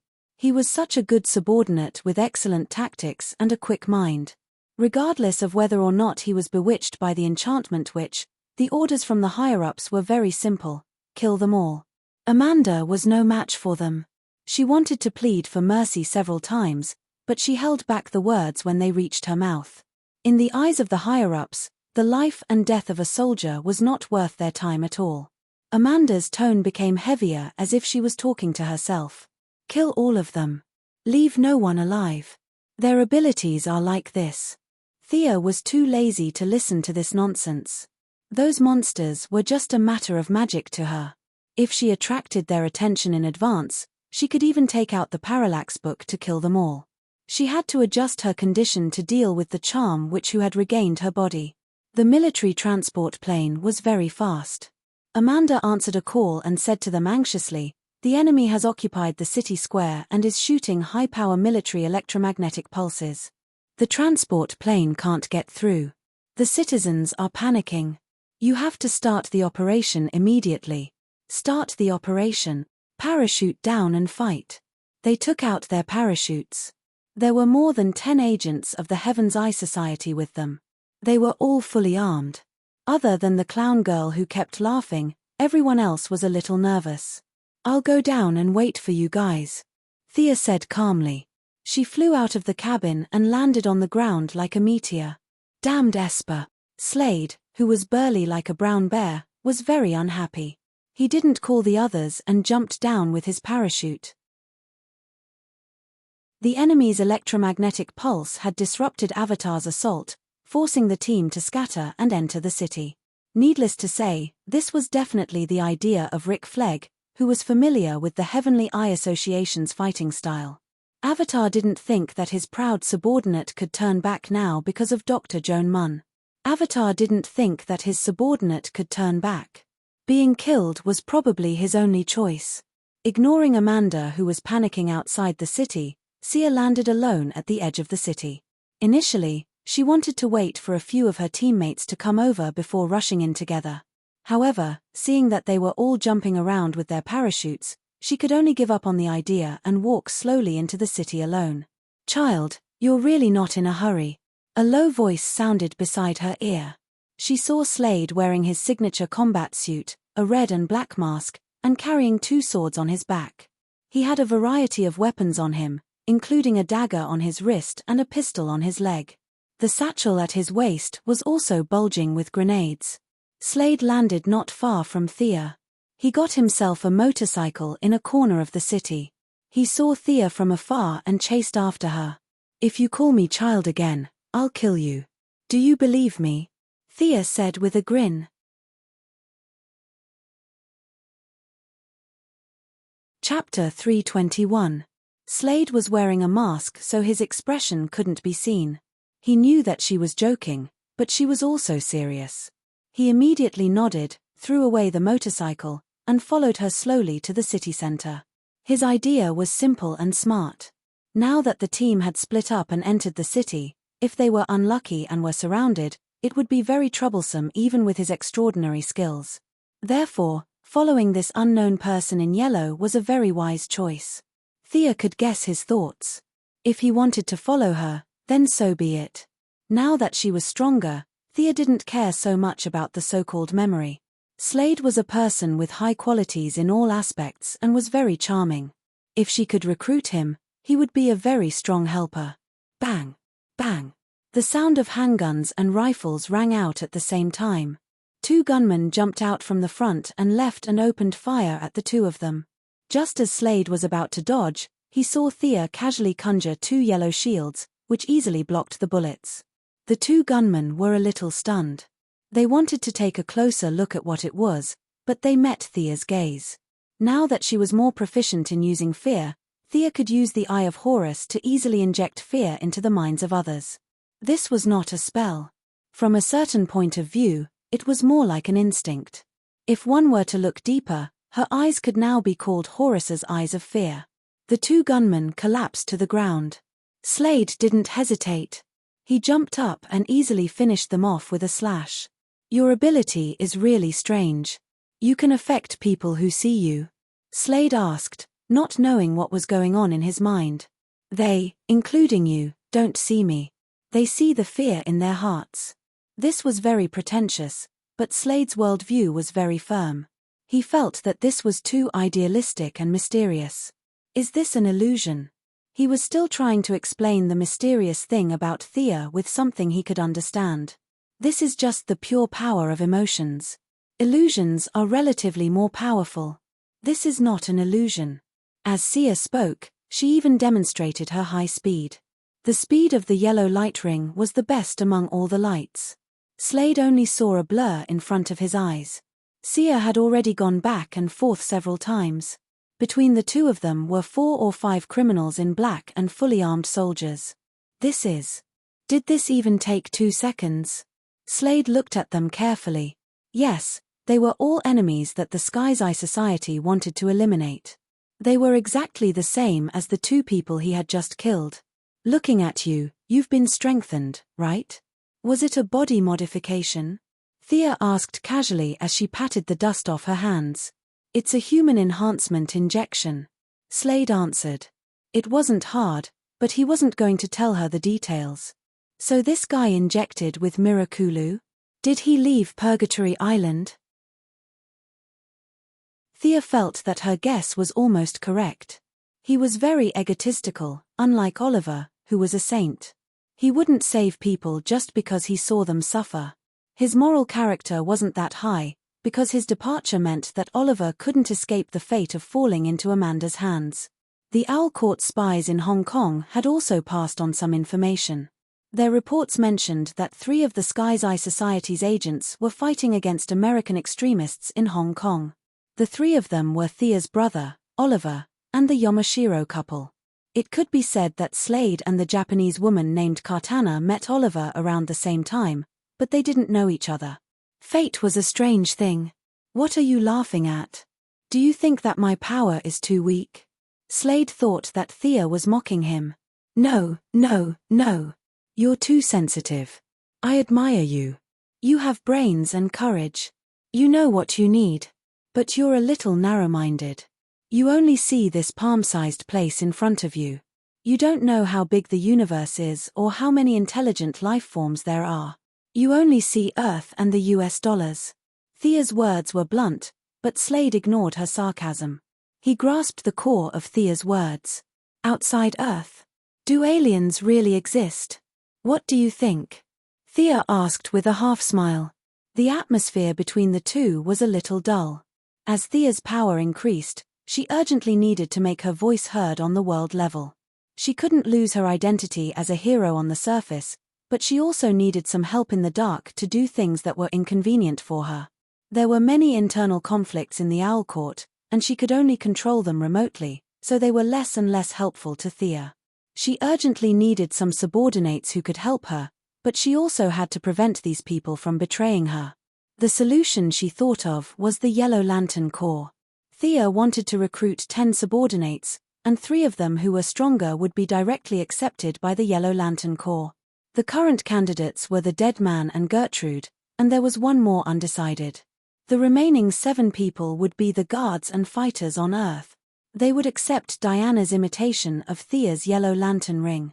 They would have some of the abilities of the original Yellow Lantern Ring, and they would be controlled by Thea. Among the 7 people, the first candidate was Death Knell Slade Wilson. Slade's martial arts were considered good among the people on Earth, but it was nothing in the eyes of Sinisto. On the other hand, Gertrude was much stronger. It was a long distance, 0 cooldown, and 0 consumption mind control. If one didn't take precautions in advance, not many people could withstand the mind control of a gorilla. Of course, this was just a plan. Thea needed absolute elites. If Death Knell was unwilling, she wouldn't force him. After all, there were too many candidates in this world, and in order to gain power, there were many people crying and begging for help. Slade didn't reject her invitation, but he didn't agree either. He needed to carefully weigh the pros and cons. Whoosh, whoosh. A silver-white metal dart flew towards the 2 of them. Sia conjured a yellow shield to block the enemy's sneak attack. It's Captain Boomerang. I'll deal with him, Slade said and chased after Captain Boomerang, who was preparing to escape after his sneak attack failed. This target was just right for him. He definitely couldn't beat 2 supernatural guys. Killer Crocodile was more than 3 meters tall and had immense strength, so he didn't want to waste his effort. Captain Boomerang was just an ordinary person who knew how to play darts. He just needed to bring his head back to report, and this mission would be considered completed. Slade left alone, and Thea continued to go deeper into the city center. Not long after, she heard continuous gunshots. She looked up and saw Archer of Death shooting at 7 or 8 gunmen, including Rick Flegg. This person was very good with guns. He was only one person, but his firepower was extremely strong. The high-powered silenced pistol on his wrist was firing fiercely. He even looked like he was suppressing a group of people. Thea took a few glances and didn't care. You're tuning in to the Celestial War YouTube channel. Don't forget to subscribe and join us on this journey to catch the most captivating stories.